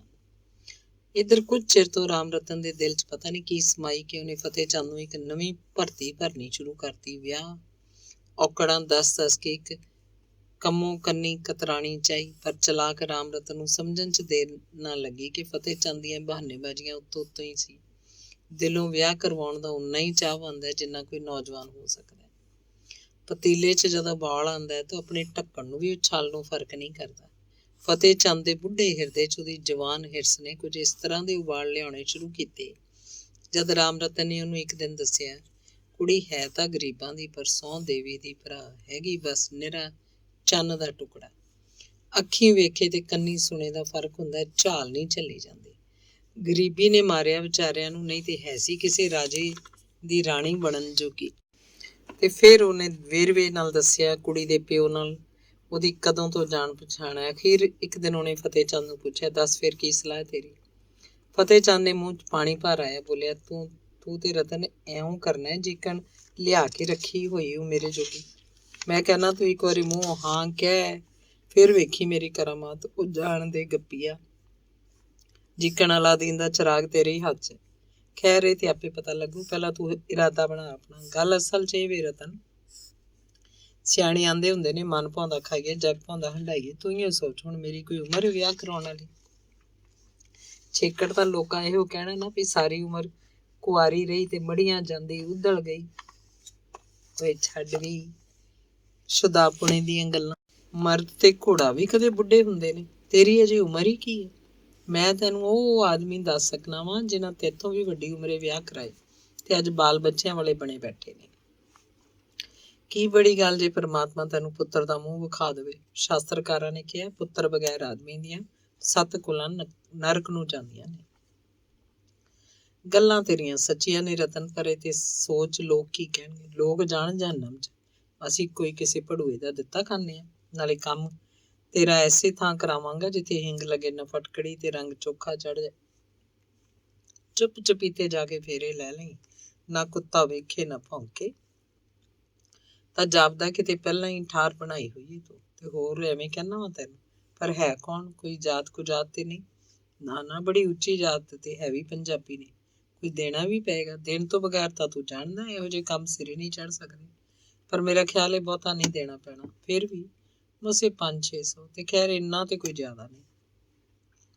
ਤੇ ਕੁੜੀ ਇਹੋ ਜਿਹੀ ਕਿ ਜੇ ਤੂੰ ਲੋਟ ਪੋਟ ਨਾ ਹੋ ਜਾਏ ਤੇ ਮੇਰਾ ਨਾਂ ਵਟਾ ਛੱਡੀ। ਪਰ ਕੁੜੀ ਦੇ ਪਿਓ ਨੂੰ ਜਵਾਨ ਮੁੰਡਾ ਕੋਈ ਨਹੀਂ ਸੀ ਲੱਭਦਾ। ਉਹ ਬਾਬਾ ਗਰੀਬੀ ਸਭ ਕੁਝ ਕਰਾਂਦੀ ਹੈ। ਮੁੰਡਿਆਂ ਵਾਲਿਆਂ ਦੇ ਦਿਮਾਗ ਅੱਜ ਕੱਲ੍ਹ ਕੋਈ ਘੱਟ ਚੜੇ ਨੇ? ਹਾਂ ਦੱਸ ਛੇਤੀ। ਇਸ ਤਰ੍ਹਾਂ ਅੰਦਰਖਾਨੇ ਜੇ ਕੰਮ ਹੋ ਜਾਏ ਤਾਂ ਹਰਜ ਕੋਈ ਨਹੀਂ। ਫੇਰ ਪਰ ਮੈਂ ਕਹਿੰਦਾ ਤੂੰ ਮੇਰੇ ਵੱਡੇ ਭਰਾਵਾਂ ਦੇ ਥਾਂ ਹੈ, ਮੈਂ ਕੋਈ ਤੇਰਾ ਦੁੱਖੀ ਨਹੀਂ। ਮੈਨੂੰ ਜੇ ਕੋਈ ਸੱਦਰ ਹੈ ਤੇ ਇਹੋ ਕਿ ਇਸ ਘਰ 'ਚ ਇੱਕ ਵਾਰੀ ਮੁੰਡਾ ਖੇਡਦਾ ਵੇਖ। ਆਪਣੇ ਦੋਸਤ ਦੀ ਡੂੰਘੀ ਹਮਦਰਦੀ ਤੇ ਪਿਆਰ ਨੂੰ ਅਨੁਭਵ ਕਰਕੇ ਫਤਿਹ ਚੰਦ ਦਾ ਦਿਲ ਛਲਕ ਪਿਆ। ਉਹਨੇ ਜੱਫੀ 'ਚ ਘੁੱਟ ਕੇ ਕਿਹਾ, ਅੱਛਾ ਭਰਾਵਾ, ਜਿਵੇਂ ਤੈਨੂੰ ਚੰਗਾ ਲੱਗੇਗਾ, ਅੱਗਾ ਤੇਰਾ ਤੇ ਪਿੱਛਾ ਮੇਰਾ। ਗੱਲ ਪੱਕੀ ਹੋ ਗਈ। ਦੂਜੇ ਦਿਨ ਹੀ ਰਾਮ ਰਤਨ ਨੇ ਜ਼ਿਲ੍ਹੇਦਾਰ ਪਾਸੋਂ 3 ਦਿਨਾਂ ਦੀ ਛੁੱਟੀ ਲੈ ਲਈ। ਪਰ 2 ਦਿਨ ਗੁਜ਼ਾਰ ਕੇ ਜਦੋਂ ਲਾਹੌਰ ਮੁੜਿਆ, ਫਤਿਹ ਚੰਦ ਨੇ ਉਹਦੇ ਚਿਹਰੇ ਤੋਂ ਪਹਿਲਾਂ ਵਰਗਾ ਉਤਸ਼ਾਹ ਨਾ ਵੇਖਿਆ ਤੇ ਰਾਮ ਰਤਨ ਨੇ ਉਹਨੂੰ ਇੰਨਾ ਹੀ ਦੱਸਿਆ, ਹਾਲੇ ਕੁਝ ਦਿਨ ਹੋਰ ਠਹਿਰਨਾ ਪਏਗਾ। ਪਰ ਇੱਧਰ ਫਤਿਹ ਚੰਦ ਦੇ ਦਿਲ ਨੂੰ ਜਿਹੜੀ ਅੱਗ ਲੱਗ ਚੁੱਕੀ ਸੀ, ਉਹ ਕਿਵੇਂ ਆਰਾਮ ਕਰਨ ਦੇਵੇ? ਨਤੀਜਾ ਹੋਇਆ ਕਿ ਅੱਗੇ ਤਾਂ ਇਸ ਕੰਮ ਲਈ ਰਾਮ ਰਤਨ ਉਹਦੇ ਮਗਰ ਪਿਆ ਰਹਿੰਦਾ ਸੀ, ਹੁਣ ਉਲਟਾ ਫਤਿਹ ਚੰਦ ਇਸ ਵੇਲੇ ਉਸ ਪਾਸੋਂ ਸੂਹਾਂ ਲੈਂਦਾ ਫਿਰਦਾ ਸੀ। ਲਾਹੌਰੋਂ ਆਉਂਦਿਆਂ ਉਹਨੇ ਦੱਸਿਆ, ਕੁੜੀ ਕੀ ਧਰਮ ਨਾਲ ਨਿਰਾ ਹੀ ਮੱਖਣ ਦਾ ਪੇੜਾ। ਹਨੇਰੇ 'ਚ ਬੈਠੋ ਤਾਂ ਚਾਨਣ ਕਰ ਦੇਵੇ। ਮੋਟੀਆਂ ਅੱਖਾਂ, ਗੋਰਾ ਰੰਗ, ਤਿੱਖੀ ਠੋਡੀ, ਗਜ਼ ਸਵਾ ਗਜ਼ ਲੰਮੀ ਗੁੱਤ। ਰੱਬ ਜੇ ਇੱਕ ਵਾਰੀ ਕੰਮ ਰਾਸ ਕਰਦੇ ਤਾਂ ਵੇਖੀ ਭਰਾ। ਉਸ ਦਿਨ ਤੋਂ ਲੈ ਕੇ ਅੱਜ ਤੱਕ ਇਹਨਾਂ 4 ਮਹੀਨਿਆਂ 'ਚ ਰਾਮ ਰਤਨ ਨੇ ਕਈ ਫੇਰੇ ਲਾਹੌਰ ਪਾਏ ਤੇ ਕਈ ਚਿੱਠੀਆਂ ਵੀ ਲਿਖੀਆਂ। ਪਹਿਲਾਂ ਤਾਂ ਉਹਨੂੰ ਉਮੀਦ ਕੁਝ ਘੱਟ ਹੀ ਜਾਪੀ, ਪਰ ਜਿਉਂ-ਜਿਉਂ ਦਿਨ ਗੁਜ਼ਰਦੇ ਗਏ ਸਫਲਤਾ ਦਾ ਕੰਢਾ ਉਹਨੂੰ ਨੇੜੇ ਆਉਂਦਾ ਜਾਪਿਆ। ਤੇ ਜਦ ਇੱਕ ਦਿਨ ਅਚਾਨਕ ਹੀ ਫਤਿਹ ਚੰਦ ਨੇ ਆਪਣੇ ਘਰ ਦੇ ਬੂਹੇ ਅੱਗੇ ਰਾਮ ਰਤਨ ਨੂੰ ਵੇਖਿਆ, ਜਿਹਦੇ ਨਾਲ ਇੱਕ ਬੁੱਢਾ ਰੋਗੀ ਜਿਹਾ ਆਦਮੀ ਵੀ ਮੌਜੂਦ ਸੀ, ਤਾਂ ਉਹਦੀਆਂ ਆਸਾਂ ਦਾ ਸੂਰਜ ਇੱਕ ਵਾਰਗੀ ਚਮਕ ਉੱਠਿਆ। ਉਹ ਰਾਤ ਡਾਕੀਏ ਗੰਗਾ ਰਾਮ ਨੇ ਰਾਮ ਰਤਨ ਦੇ ਘਰ ਹੀ ਗੁਜ਼ਾਰੀ ਤੇ ਦੂਜੇ ਦਿਨ ਜਦੋਂ ਤੁਰਨ ਲਈ ਤਿਆਰ ਹੋਇਆ, ਰਾਮ ਰਤਨ ਨੇ ਅਗਲ ਵਾਂਢੇ ਹੀ ਫਤਿਹ ਚੰਦ ਪਾਸੋਂ ਜਾ ਕੇ 100-100 ਦੇ 5 ਨੋਟ ਫੜ ਲਏ। ਤੁਰਨ ਲੱਗਿਆਂ ਗੰਗਾ ਰਾਮ ਨੇ 1 ਰੁਪਈਆ ਤੇ ਛੁਹਾਰਿਆਂ ਦੀ ਇੱਕ ਪੁੜੀ, ਇਹ ਦੋਵੇਂ ਚੀਜ਼ਾਂ ਫਤਿਹ ਚੰਦ ਦੀ ਤਲੀ ਤੇ ਰੱਖਤੀਆਂ ਤੇ ਉਹ 5 ਨੋਟ। ਉਸੇ ਰਾਤ ਰਾਮ ਰਤਨ ਦੀ ਵਹੁਟੀ ਨੇ ਪਿਛਲੀ ਕੋਠੜੀ ਦੀ ਨੁੱਕਰ ਪੁੱਟ ਕੇ ਮਿੱਟੀ ਦਾ ਇੱਕ ਭਾਂਡਾ ਕੱਢਿਆ ਤੇ ਬੜੀ ਚੌਕਸੀ ਨਾਲ ਬੰਨ੍ਹ ਕੇ 5 ਨੋਟ ਉਸ ਵਿੱਚ ਟਕਾ ਦਿੱਤੇ। ਉੱਤੇ ਪਾਣੀ ਦੇ ਕੇ ਭਾਂਡਾ ਉਹਨੇ ਮੁੜ ਉੱਥੇ ਦੱਬ ਦਿੱਤਾ। ਅੰਗ 17ਵਾਂ। ਅੰਬਾਲਿਓਂ ਵਾਪਸ ਆ ਕੇ ਜਦ ਗੰਗਾ ਰਾਮ ਆਪਣੀ ਗਲੀ ਪਾਸ ਪਹੁੰਚਿਆ ਤਾਂ ਇੱਕ ਹੁੱਲੜ ਮਚਾਊ ਭੀੜ ਨੂੰ ਵੇਖ ਕੇ ਹੈਰਾਨ ਰਹਿ ਗਿਆ। ਸਧਾਰਨ ਜੀ ਗਲੀ ਵਿੱਚ ਇੰਨੀ ਭੀੜ ਤੇ ਫਿਰ ਅਜੇ ਵੀ ਸਾਰਾ ਸ਼ਹਿਰ ਉਲ ਰਿਹਾ ਚਲਿਆ ਆ ਰਿਹਾ ਸੀ। ਗੰਗਾ ਰਾਮ ਨੂੰ ਉਹਦੇ ਕਾਰਨ ਦੀ ਸਮਝ ਨਾ ਆਈ। ਘਰ ਤੀਕ ਪਹੁੰਚਣ ਦੀ ਉਹਨੇ ਬਥੇਰੀ ਵਾਹ ਲਾਈ ਪਰ ਕਾਮਯਾਬ ਨਾ ਹੋਇਆ।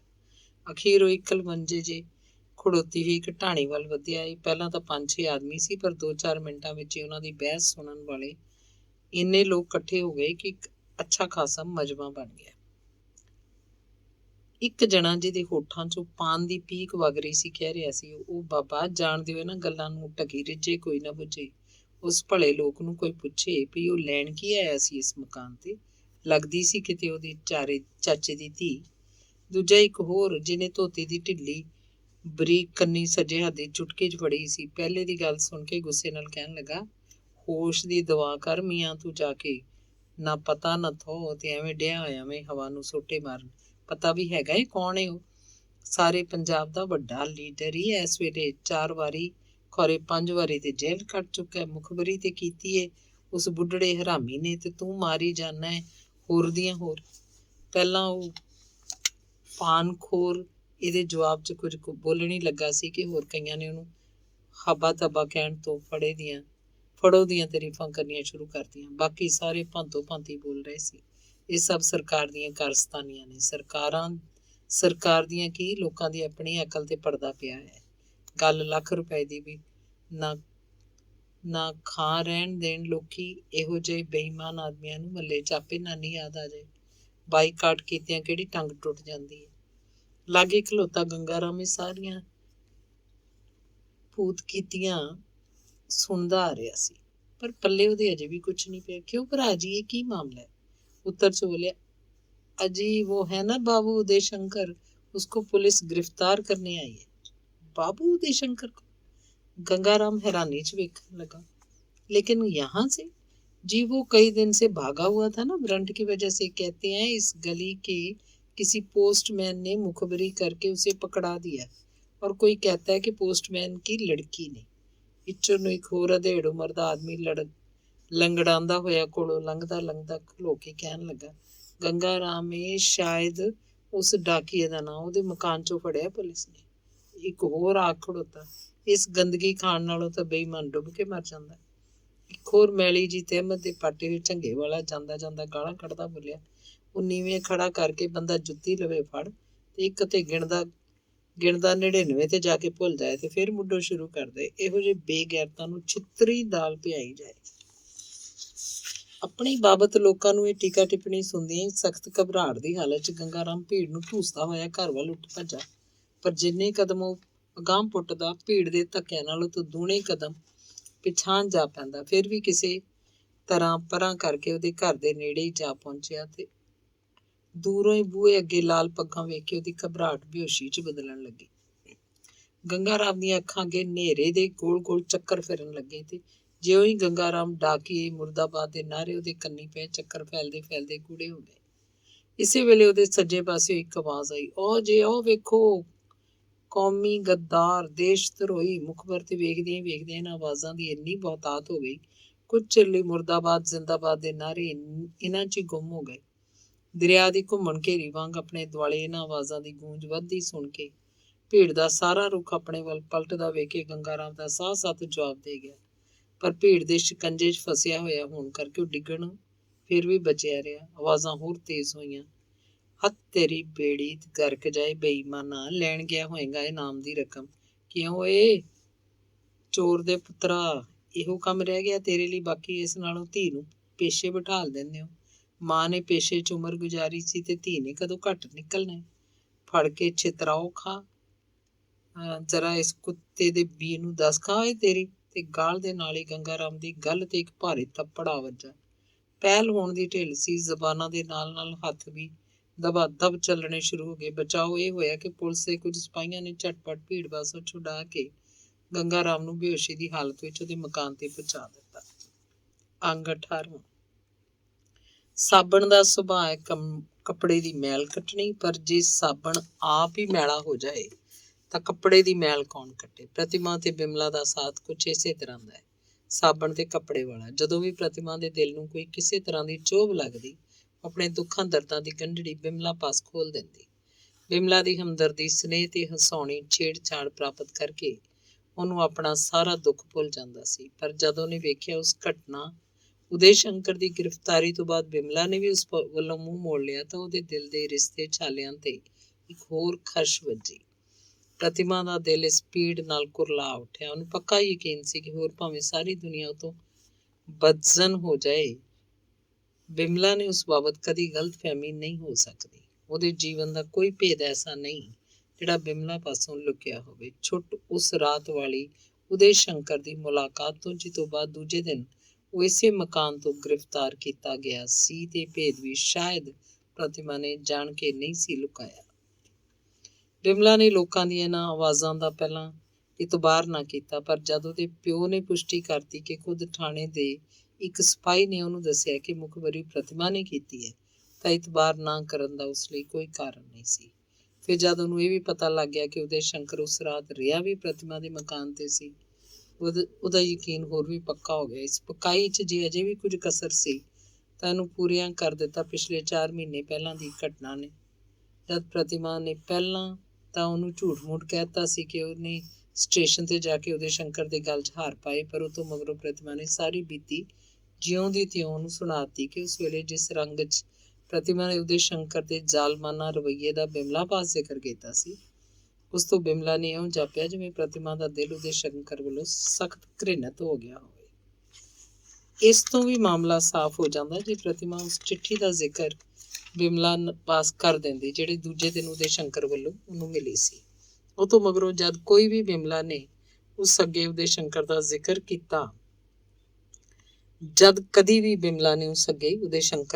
ਕੀਤਾ, ਪ੍ਰਤਿਮਾ ਨੇ ਉਹ ਬੇਰੁਖੀ ਪ੍ਰਗਟ ਕੀਤੀ, ਮਾਨੋ ਉਦੈ ਸ਼ੰਕਰ ਨਾਲ ਹੁਣ ਉਹਦਾ ਵਾਸਤਾ ਹੀ ਕੋਈ ਨਹੀਂ ਰਿਹਾ। ਇਹ ਲਕਾਅ ਸ਼ਾਇਦ ਇਸ ਕਰਕੇ ਪ੍ਰਤਿਮਾ ਦੇ ਅੰਦਰ ਬਿਮਲਾ ਬਾਰੇ ਕੁਝ ਈਰਖਾ ਦੇ ਭਾਵ ਪੈਦਾ ਹੋ ਗਏ। ਆਪਣੇ ਰਾਜ਼ ਨੂੰ ਇਸ ਕਰਕੇ ਉਹਨੇ ਬਿਮਲਾ ਪਾਸੋਂ ਲੁਕਾਈ ਰੱਖਿਆ ਸੀ, ਤਾਂ ਵੀ ਦੋਹਾਂ ਕੁੜੀਆਂ ਦੇ ਸਧਾਰਨ ਮੇਲ ਮਿਲਾਪ 'ਚ ਕੋਈ ਫਰਕ ਨਹੀਂ ਸੀ ਪਿਆ। ਤੇ ਅੱਜ ਤੋਂ 4 ਦਿਨ ਪਹਿਲਾਂ ਜਦ ਗੰਗਾ ਰਾਮ ਦੇ ਮਕਾਨ ਤੋਂ ਉਦੈ ਸ਼ੰਕਰ ਗ੍ਰਿਫਤਾਰ ਹੋ ਚੁੱਕਾ ਸੀ ਤੇ ਹੇਠਾਂ ਗਲੀ 'ਚ ਗੰਗਾ ਰਾਮ ਦੀ ਧੀ ਨੂੰ ਗਾਲਾਂ ਕੱਢਣ ਦੀਆਂ ਆਵਾਜ਼ਾਂ ਆ ਰਹੀਆਂ ਸਨ, ਜਦ ਕੁਝ ਪੁਲਿਸੀਆਂ ਨੇ ਗੰਗਾ ਰਾਮ ਨੂੰ ਬੇਹੋਸ਼ੀ ਦੀ ਹਾਲਤ ਵਿੱਚ ਚੁੱਕ ਕੇ ਉੱਪਰ ਲਿਆਂਦਾ ਸੀ, ਤਾਂ ਕੀਕਣ ਕੋਈ ਸ਼ਬਦਾਂ 'ਚ ਬਿਆਨ ਕਰੇ ਕਿ ਪ੍ਰਤਿਮਾ ਦੀ ਉਸ ਵੇਲੇ ਕੀ ਹਾਲਤ ਸੀ। ਪਰ ਆਫਰੀਨ ਕਹਿਣਾ ਚਾਹੀਦਾ ਉਸ ਕੁੜੀ ਦੇ ਦਿਲ ਨੂੰ।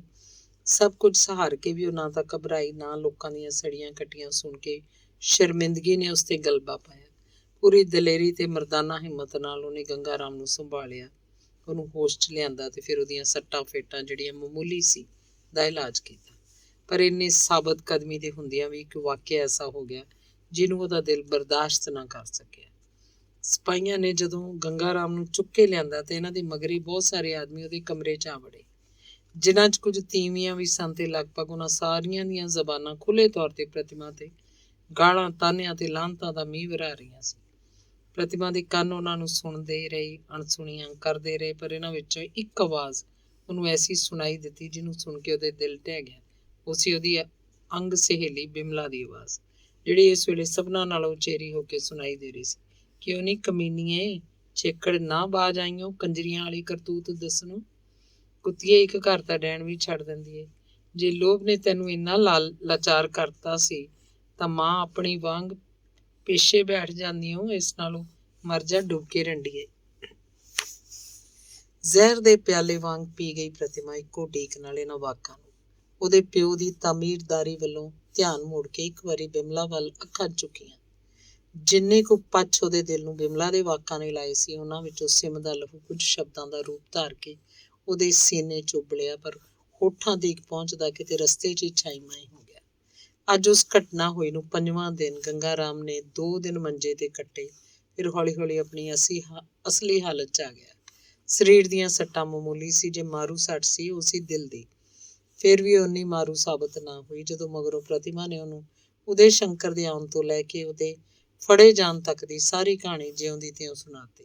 ਪ੍ਰਤਿਮਾ ਲਈ ਗੰਗਾ ਰਾਮ ਦਾ ਦਿਲ ਜਿਹੜਾ ਪਿਤਰੀ ਪਿਆਰ ਨਾਲ ਭਰਿਆ ਸੀ, ਹੁਣ ਸ਼ਰਧਾ ਨਾਲ ਭਰ ਗਿਆ। ਇੰਨੀ ਦਲੇਰੀ ਇਕੱਲੜ ਜਿਹੀ ਕੁੜੀ 'ਚ ਕੀ ਸੰਭਵ ਹੋ ਸਕਦੀ ਹੈ ਕਿ ਆਪਣੇ ਪ੍ਰੇਮੀ ਦੇ ਪ੍ਰਣ ਨੂੰ ਬਚਾਉਣ ਲਈ ਪੱਤਣ ਦੇ ਟੋਏ 'ਚ ਡਿੱਗਦੇ ਨੂੰ ਰੋਕਣ ਲਈ ਇੱਥੋਂ ਤੀਕ ਗੁਜ਼ਰੇ। ਤੇ ਜਦ ਉਹਨੇ ਪ੍ਰਤਿਮਾ ਉੱਤੇ ਪ੍ਰਸ਼ਨ ਕੀਤਾ ਤੇ ਤੈਨੂੰ ਡਰ ਨਾ ਲੱਗਿਆ ਪੁਲਿਸ 'ਚ ਇਤਲਾਹ ਦਿੰਦੇ ਆ, ਤਾਂ ਕਿੰਨਾ ਮਾਰ ਕੇ ਦਾ ਜਵਾਬ ਦਿੱਤਾ ਪ੍ਰਤਿਮਾ ਨੇ। ਡਰ ਕਿਉਂ ਲੱਗਦਾ ਪਾਪਾ ਜੀ, ਕਿ ਮੈਂ ਉਹਨੂੰ ਮਾਫੀਨਾਮਾ ਦੇਣ ਦਿੰਦੀ? ਤੇ ਜਦ ਗੰਗਾ ਰਾਮ ਨੇ ਉਹਨੂੰ ਕਿਹਾ ਕਿ ਕੀ ਇਹ ਤੋਂ ਛੁੱਟ ਕੋਈ ਹੋਰ ਤਰੀਕਾ ਨਹੀਂ ਸੀ, ਤੇ ਪ੍ਰਤਿਮਾ ਨੇ ਹੋਰ ਵੀ ਅਚੰਭੇ ਭਰਿਆ ਜਵਾਬ ਦਿੱਤਾ, ਹੈ ਤਾਂ ਸੀ, ਪਹਿਲਾਂ ਮੈਂ ਉਹਨੂੰ ਵਰਤਣਾ ਚਾਹਿਆ। ਮੈਂ ਉਹੀ ਕਿਰਪਾਨ ਪਹਿਲਾਂ ਉਹਦੀ ਛਾਤੀ 'ਚ ਮਾਰ ਕੇ ਫਿਰ ਆਪਣੇ ਸੀਨੇ 'ਚ ਘੋਬ ਲੈਣੀ ਸੀ, ਪਰ ਤੁਹਾਡੇ ਮੋਹ ਨੇ ਮੈਨੂੰ ਇਹ ਕੰਮ ਕਰਨ ਨਾ ਦਿੱਤਾ। ਪ੍ਰਤਿਮਾ ਦੀ ਇਹ ਜਿੰਦਾ ਦਿਲੀ ਵੇਖ ਕੇ ਜਿੱਥੇ ਗੰਗਾ ਰਾਮ ਦਾ ਦਿਲ ਖੁਸ਼ੀ ਨਾਲ ਹੁਲਾਸ ਉੱਠਿਆ, ਉੱਥੇ ਇੱਕ ਦੂਸਰੇ ਖਿਆਲ ਦੇ ਗਮ ਨੇ ਉਹਨੂੰ ਅੱਧ ਮੁਰਦਾ ਵੀ ਬਣਾ ਦਿੱਤਾ। ਉਹਦੀ ਹਾਲਤ ਇਸ ਵੇਲੇ ਕਈਆਂ ਡੰਗਾਂ ਦੇ ਭੁੱਖੇ ਉਸ ਆਦਮੀ ਵਰਗੀ ਸੀ ਜਿਹਦੇ ਖਾਣ ਲਈ ਥਾਲੀ 'ਚ ਰੋਟੀ ਦੀ ਥਾਂ ਸੋਨੇ ਦੀ ਇੱਟ ਮੌਜੂਦ ਹੋਵੇ। ਭਾਗਾਂ ਦੀ ਕਿੰਨੀ ਬੇਰਹਿਮੀ ਹੈ ਕਿ ਜਿਸ ਬੱਚੀ ਲਈ ਗੰਗਾ ਜਲ ਦਾ ਦਿਲ ਪਿਆਰ ਤੇ ਸ਼ਰਧਾ ਦੋਹਾਂ ਨਾਲ ਭਰਿਆ ਛਲਕ ਰਿਹਾ ਹੈ, ਉਸੇ ਦੇ ਭਵਿੱਖ ਨੂੰ ਸਮਾਜ ਦੀ ਯੱਗ ਵੇਦੀ ਉੱਤੇ ਆਹੂਤੀ ਦੇਣ ਲਈ ਅੱਜ ਉਤਾਵਲਾ ਹੋਇਆ ਪਿਆ। ਉਡੀਕ ਦੀ ਇੱਕ ਘੜੀ ਉਹਨੂੰ ਬੋਝਲ ਮਾਲੂਮ ਹੋ ਰਹੀ ਹੈ ਤੇ ਅਖੀਰ ਉਹਦੀ ਉਡੀਕ ਦੀਆਂ ਘੜੀਆਂ ਸਮਾਪਤ ਹੋਈਆਂ। 5ਵੇਂ ਤੋਂ ਬਾਅਦ 6ਵਾਂ ਦਿਨ ਚੜ੍ਹ ਗਿਆ। ਭਾਗਾ ਦਿਨ ਜਦ ਜੀਵਨ ਦੀ ਅੰਤਿਮ ਮੰਜ਼ਿਲ ਤੇ ਪੁੱਜ ਚੁੱਕੇ ਇੱਕ ਮਨੁੱਖ ਨੇ ਪ੍ਰਤਿਮਾ ਦੇ ਪਤੀ ਰੂਪ 'ਚ ਰਾਤੋਂ ਰਾਤ ਆਉਣਾ ਤੇ ਚੋਰਾਂ ਵਾਂਗ ਪ੍ਰਤਿਮਾ ਨੂੰ ਲੈ ਕੇ ਚਲੇ ਜਾਣਾ ਸੀ। ਕਿਉਂਕਿ ਇੰਨੀ ਕਾਹਲ ਕਾਹਦੇ ਲਈ ਇਹ ਬੇਸੁਆਰ ਉਡੀਕ? ਕਿ ਇਸ ਲਈ ਕਿ ਪ੍ਰਤਿਮਾ ਦੀ ਹੁਣ ਇਸ ਘਰ 'ਚ ਸਮਾਈ ਨਹੀਂ, ਇਸ ਲਈ ਕਿ ਪ੍ਰਤਿਮਾ ਦੀ ਇਸ ਸ਼ਹਿਰ 'ਚ ਸਮਾਈ ਮੁਸ਼ਕਿਲ ਹੋ ਗਈ। ਦਿਨ ਚੜ੍ਹਿਆ, ਉਹੀ ਦਿਨ ਜਿਹਨੂੰ ਪ੍ਰਤਿਮਾ ਦੀ ਕਿਸਮਤ ਦਾ ਅੰਤਿਮ ਫੈਸਲਾ ਕਰਨਾ ਸੀ। ਗੰਗਾ ਰਾਮ ਰਤਨ ਨਾਲ ਫੈਸਲਾ ਕਰਕੇ ਆਇਆ ਸੀ ਕਿ ਅੱਜ ਤੋਂ 6ਵੇਂ ਦਿਨ ਚੁੱਪ ਉੱਤੇ ਆ ਜਾਣਾ। ਰਾਤ ਕਿਸੇ ਗੁੰਮਨਾਮ ਮੰਦਰ 'ਚ ਫੇਰਿਆਂ ਦੀ ਰਸਮ ਪੂਰੀ ਕਰਕੇ ਕੁੜੀ ਨੂੰ ਲੈ ਜਾਣਾ। ਨਾ ਕੁੱਤਾ ਵੇਖੇ ਨਾ ਭੌਂਕੇ। ਤਾਂ ਵੀ ਗੰਗਾ ਰਾਮ ਦਾ ਖਿਆਲ ਸੀ ਕਿ ਆਪਣੇ 5-7 ਮੇਲੀਆਂ ਗੇਲੀਆਂ ਦੀ ਮੌਜੂਦਗੀ 'ਚ ਪ੍ਰਤਿਮਾ ਨੂੰ ਫੇਰੇ ਦਵਾਏਗਾ, ਪਰ ਉਹਨੂੰ ਕੀ ਪਤਾ ਸੀ ਕਿ ਉਹਦੇ ਵਿਚਾਲੇ ਇੱਕ ਐਸੀ ਹੋਣੀ ਵਾਪਰ ਜਾਣੀ ਹੈ ਜਿਹਦਾ ਫਲ ਰੂਪ ਉਹਦੇ ਗਿਣਤੀ ਦੇ ਮੇਲੀ ਗੇਲੀ ਵੀ ਉਸ ਨਾਲ ਤੋਤਾ ਚਸ਼ਮ ਬਣ ਜਾਣਗੇ। ਉਹ ਜਾਣਦਾ ਹੈ ਕਿ ਜਾਣੂਆਂ ਪਛਾਣੂਆਂ ਨੇ ਉਸ ਉੱਤੇ ਸਭ ਤੋਂ ਪਹਿਲਾ ਸਵਾਲ ਕਿਹੜਾ ਕਰਨਾ ਹੈ, ਉਹੀ ਸਵਾਲ ਜਿਹਦਾ ਪੂਰਾ ਬਾਦਲੀਲ ਜਵਾਬ ਉਸ ਪਾਸ ਮੌਜੂਦ ਹੁੰਦਿਆਂ ਵੀ ਉਹ ਨਹੀਂ ਦੇ ਸਕੇਗਾ। ਸਵੇਰੇ ਸਰਗੀ ਵੇਲੇ ਜਦ ਗੰਗਾ ਰਾਮ ਬਾਹਰ ਜਾਣ ਲਈ ਤਿਆਰ ਹੋਣ ਲੱਗਾ, ਪ੍ਰਤਿਮਾ ਨੇ ਪੁੱਛਿਆ, ਕਿੱਥੇ ਚੱਲੇ ਹੋ ਪਾਪਾ ਜੀ? ਮੰਦਰ ਵੱਲ ਜਾਵਾਂਗਾ ਜ਼ਰਾ। ਪ੍ਰਤਿਮਾ ਨੇ ਮੁੜ ਨਹੀਂ ਪੁੱਛਿਆ ਕਾਹਦੇ ਲਈ, ਕਿਉਂਕਿ ਗੰਗਾ ਰਾਮ ਇਹ ਸਭ ਕੁਝ ਉਹਨੂੰ ਪਹਿਲਾਂ ਦੱਸ ਚੁੱਕਿਆ ਸੀ। ਜਾਂਦਾ ਜਾਂਦਾ ਇੱਕ ਅਜਿਹੀ ਗੱਲ ਪ੍ਰਤਿਮਾ ਨੂੰ ਕਹਿ ਗਿਆ ਜਿਹੜੀ ਉਸ ਲਈ ਅਚੰਭਾ ਨਾ ਹੋਣ ਤੇ ਵੀ ਲਹੂ ਪੀਣ ਵਾਲੀ ਤੇ ਦਿਲ ਨੂੰ ਛਿੱਲਣ ਵਾਲੀ ਸੀ। ਮੈਂ ਰਾਤ ਤੋਂ ਪਹਿਲਾਂ ਨਹੀਂ ਮੁੜਾਂਗਾ। ਮਤੀ ਆਉਂਦਿਆਂ ਕੋਈ ਛੇੜਖਾਨੀ ਕਰ ਬਏ। ਤੇ ਪੁੱਤਰ ਉੱਚਰ ਤੀਕ ਸਾਂਭ ਸਿੱਖ ਕਰਕੇ ਤਿਆਰ ਹੋ ਰਹੀ। ਹੇਠਲੇ ਟਰੰਕ 'ਚ ਜਿਹੜੇ 3-4 ਜੋੜੇ ਕੱਪੜਿਆਂ ਦੇ ਤੇਰੀ ਮਾਂ ਵਾਲੇ ਪਏ ਨੇ, ਉਹ ਵੀ ਨਾਲੇ ਆਪਣੀਆਂ ਦੋਵੇਂ ਸਾੜੀਆਂ ਵੀ ਇਹਨਾਂ ਨੂੰ ਇਕੱਠਿਆਂ ਕਰਕੇ ਕਾਲੇ ਸੂਟ ਕੇਸ 'ਚ ਰੱਖ ਲਈ। ਨਾਲੇ ਉਹ ਜਿਹੜਾ ਸਵੈਟਰ ਤੂੰ ਪਿੱਛੇ ਜੇ ਆਪਣੇ ਜੋਗਾ ਉਣਿਆ ਸੀ ਉਹ, ਤੇ ਕੱਢੀ ਹੋਈ ਦਸੂਤੀ ਦੀ ਚਾਦਰ ਵੀ, ਹੋਰ ਵੀ ਜਿਹੜੀ ਚੀਜ਼ ਤੈਨੂੰ ਚੰਗੀ ਜਾਪੇ ਪਾ ਲਈ।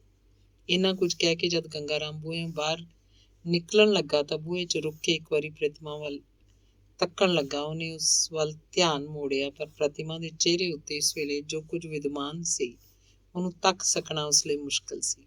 ਪ੍ਰਤਿਮਾ ਦੀਆਂ ਅੱਖਾਂ 'ਚ ਅਥਰੂ ਹੋਣੇ ਕੋਈ ਉਸ ਲਈ ਅਲੋਕਾਰ ਗੱਲ ਨਹੀਂ ਸੀ, ਪਰ ਅੱਜ ਜਿਹੜੇ ਅਥਰੂ ਪ੍ਰਤਿਮਾ ਦੀਆਂ ਅੱਖਾਂ 'ਚ ਵਹਿ ਰਹੇ ਸਨ ਉਹ ਕੁਝ ਵੱਖਰੀ ਕਿਸਮ ਦੇ ਸਨ, ਨਾ ਵੇਖ ਸਕਣ ਵਾਲੇ ਅਥਰੂ। ਤੇ ਪਾਪਾ ਜੀ, ਜਿਉਂ ਹੀ ਗੰਗਾ ਰਾਮ ਦੇ ਕਦਮ ਬਾਹਰ ਹੋਇਆ, ਪ੍ਰਤਿਮਾ ਬੋਲ ਉੱਠੀ, ਤੁਹਾਡਾ ਕੀ ਬਣੇਗਾ ਮੇਰੇ ਪਿੱਛੋਂ? ਅਥਰੂਆਂ 'ਚ ਡੁੱਬੇ ਹੋਏ ਇਹਨਾਂ ਸ਼ਬਦਾਂ ਨੇ ਗੰਗਾ ਰਾਮ ਨੂੰ ਫਿਰ ਅੰਦਰ ਮੋੜ ਲਿਆਂਦਾ। ਪ੍ਰਤਿਮਾ ਨੂੰ ਵੱਖੀ ਨਾਲ ਲਾ ਕੇ ਉਹਦਾ ਸਿਰ ਚੁੰਮਦਾ ਹੋਇਆ ਕਹਿਣ ਲੱਗਾ, ਮੇਰਾ ਫਿਕਰ ਨਾ ਕਰ ਪੁੱਤਰ, ਮੈਂ ਪਿੰਡ ਚਲਾ ਜਾਵਾਂਗਾ। ਅਰਜ਼ੀ ਨਵੀਸੀ ਦਾ ਮਾੜਾ ਮੋਟਾ ਕੰਮ ਮੈਂ ਕਰ ਸਕਣਾ। ਮੇਰੀ ਚਿੰਤਾ ਵਿੱਚ ਤੂੰ ਆਪਣੇ ਦੀਦੇ ਨਾਲ ਗਾਲ ਤੇ ਛੇਤੀ ਨਾਲ ਬਾਹਰ ਨਿਕਲ ਗਿਆ। ਪ੍ਰਤਿਮਾ ਦੀ ਇਸ ਵੇਲੇ ਉਹ ਹਾਲਤ ਸੀ ਜਿਹੜੀ ਸੜ ਰਹੇ ਮਕਾਨ ਵਿੱਚ ਘਿਰੇ ਹੋਏ ਉਸ ਆਦਮੀ ਦੀ ਹੁੰਦੀ ਹੈ ਜਿਹੜਾ ਅੱਗ ਤੋਂ ਬਚਣ ਲਈ 3 ਮੰਜ਼ਲੇ ਮਕਾਨ ਉੱਤੋਂ ਛਾਲ ਮਾਰਨ ਲੱਗਾ ਹੋਵੇ। ਸਾਰੀ ਦਿਹਾੜੀ ਪ੍ਰਤਿਮਾ ਨੇ ਉਸ ਹਰਨ ਵਾਂਗ ਬਤਾਈ ਜਿਹਦੇ ਚੁਪਾਸੀ ਕੁੜਕੀਆਂ ਲੱਗ ਚੁੱਕੀਆਂ ਹੋਣ, ਜਿਸ ਘਰ ਨੂੰ ਅੱਜ ਉਹ ਛੱਡਣ ਵਾਲੀ ਸੀ, ਜਿਹਦਾ ਮੋਹ ਇਸ ਵੇਲੇ ਉਹਦੀ ਮਾਂ ਦਾ ਰੂਪ ਧਾਰੀ ਅੱਖਾਂ ਅੱਗੇ ਖੜਾ ਸੀ। ਟਰੰਕ ਖੋਲਣ ਤੇ ਜਿਉਂ ਹੀ ਮਾਂ ਦੇ ਕੱਪੜਿਆਂ ਤੇ ਉਹਦੀ ਨਜ਼ਰ ਪਈ ਕਿ ਉਹਦੇ ਸਬਰ ਕਰਾਰ ਦਾ ਕੜ ਪਾਟ ਗਿਆ।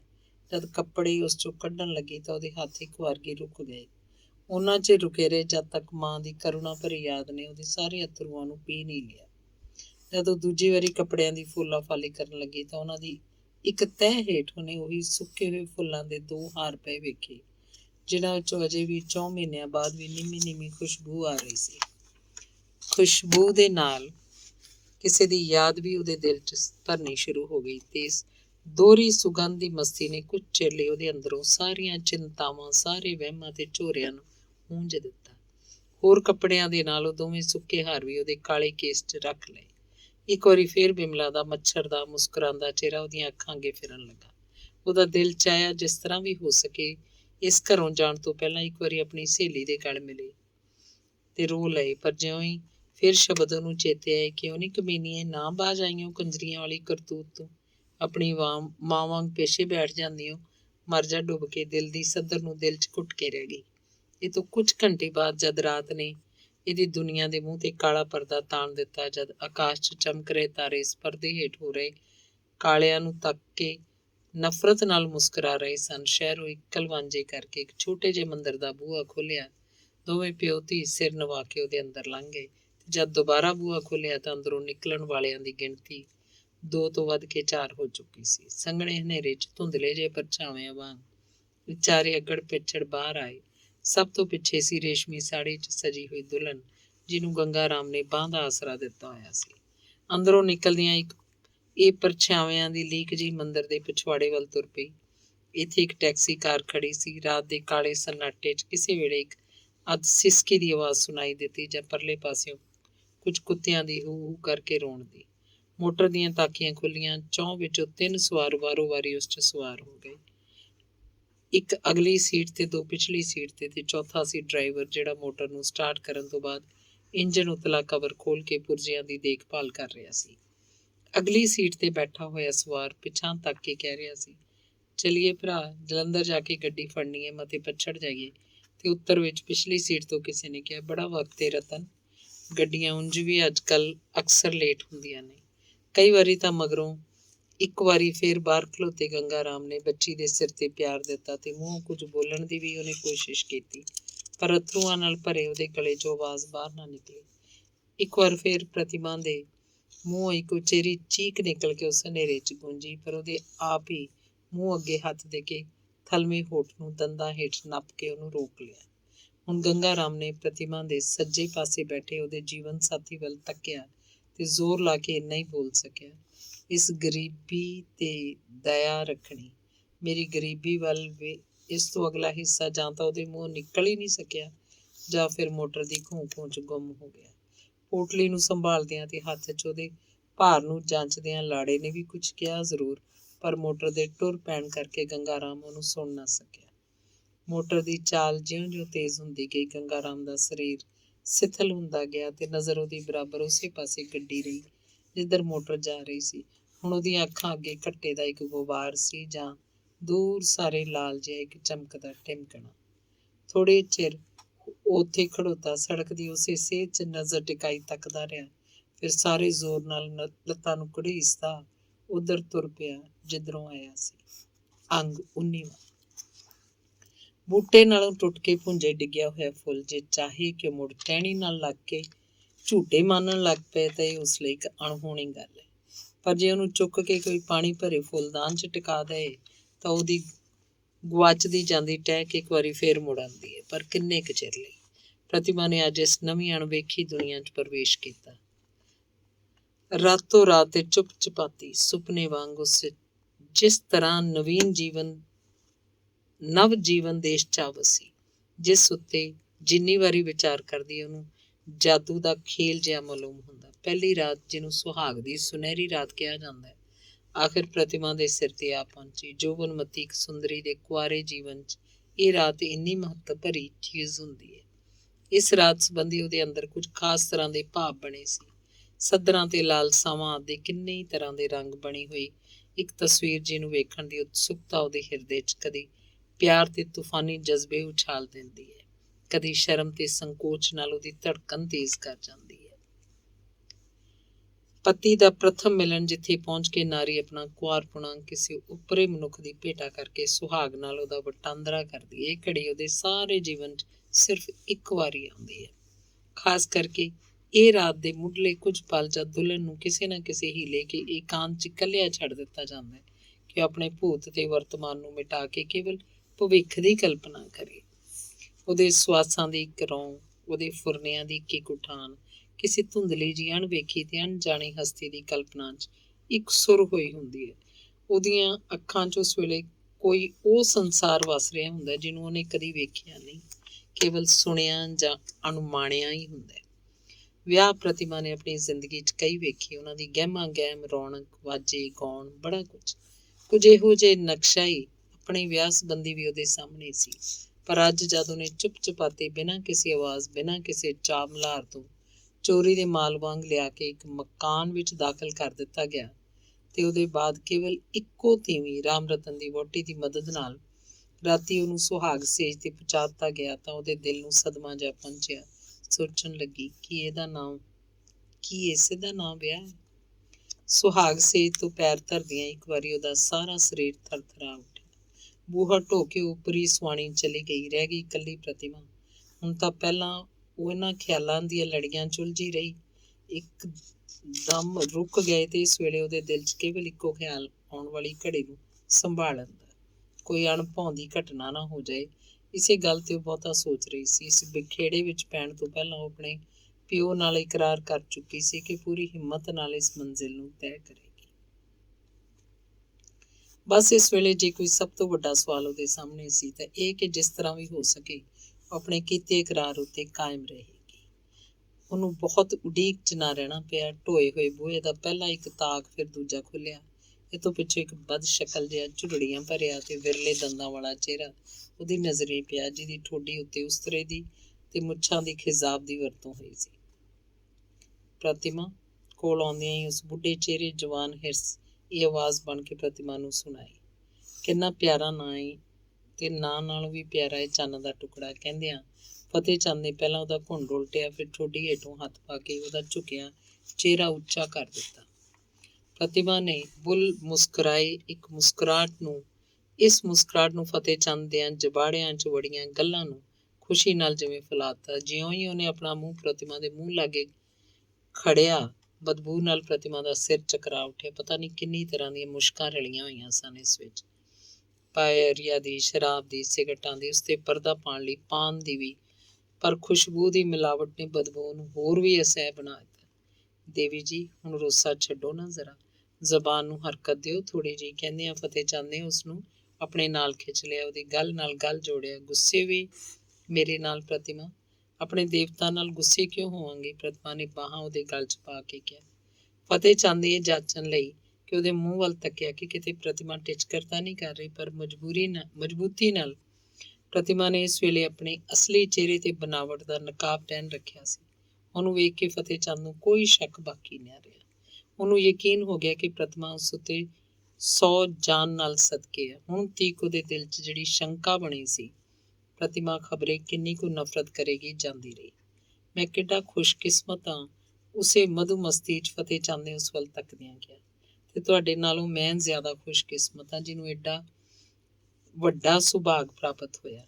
ਸੁਭਾਗ? ਫਤਿਹ ਚੰਦ ਨੇ ਇੱਕ ਵਾਰੀ ਫੇਰ ਸ਼ੱਕ ਮਿਸ਼ਰਤ ਨਜ਼ਰ ਨਾਲ ਤੱਕ ਕੇ ਕਿਹਾ।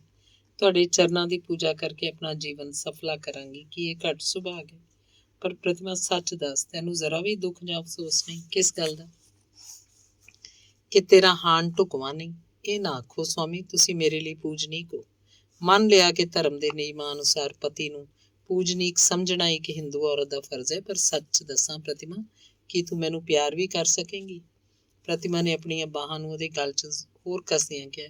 ਕੀ ਤੁਹਾਨੂੰ ਮੇਰੇ ਪ੍ਰੇਮ ਤੇ ਸ਼ੱਕ ਹੈ? ਕਾਸ਼ ਪ੍ਰਤਿਮਾ, ਤੂੰ ਜਾਣ ਸਕਦੀ ਹੋ ਮੈਂ ਕਿੰਨਾ ਤੈਨੂੰ ਪਿਆਰ ਕਰਦਾ। ਫਤਿਹ ਚੰਦ ਨੇ ਉਹਦੀਆਂ ਬਾਹਾਂ 'ਚੋਂ ਪਿਆਰ ਦਾ ਕਹਿ ਸਵਾਦ ਅਨੁਭਵ ਕਰਦਿਆਂ ਕਿਹਾ।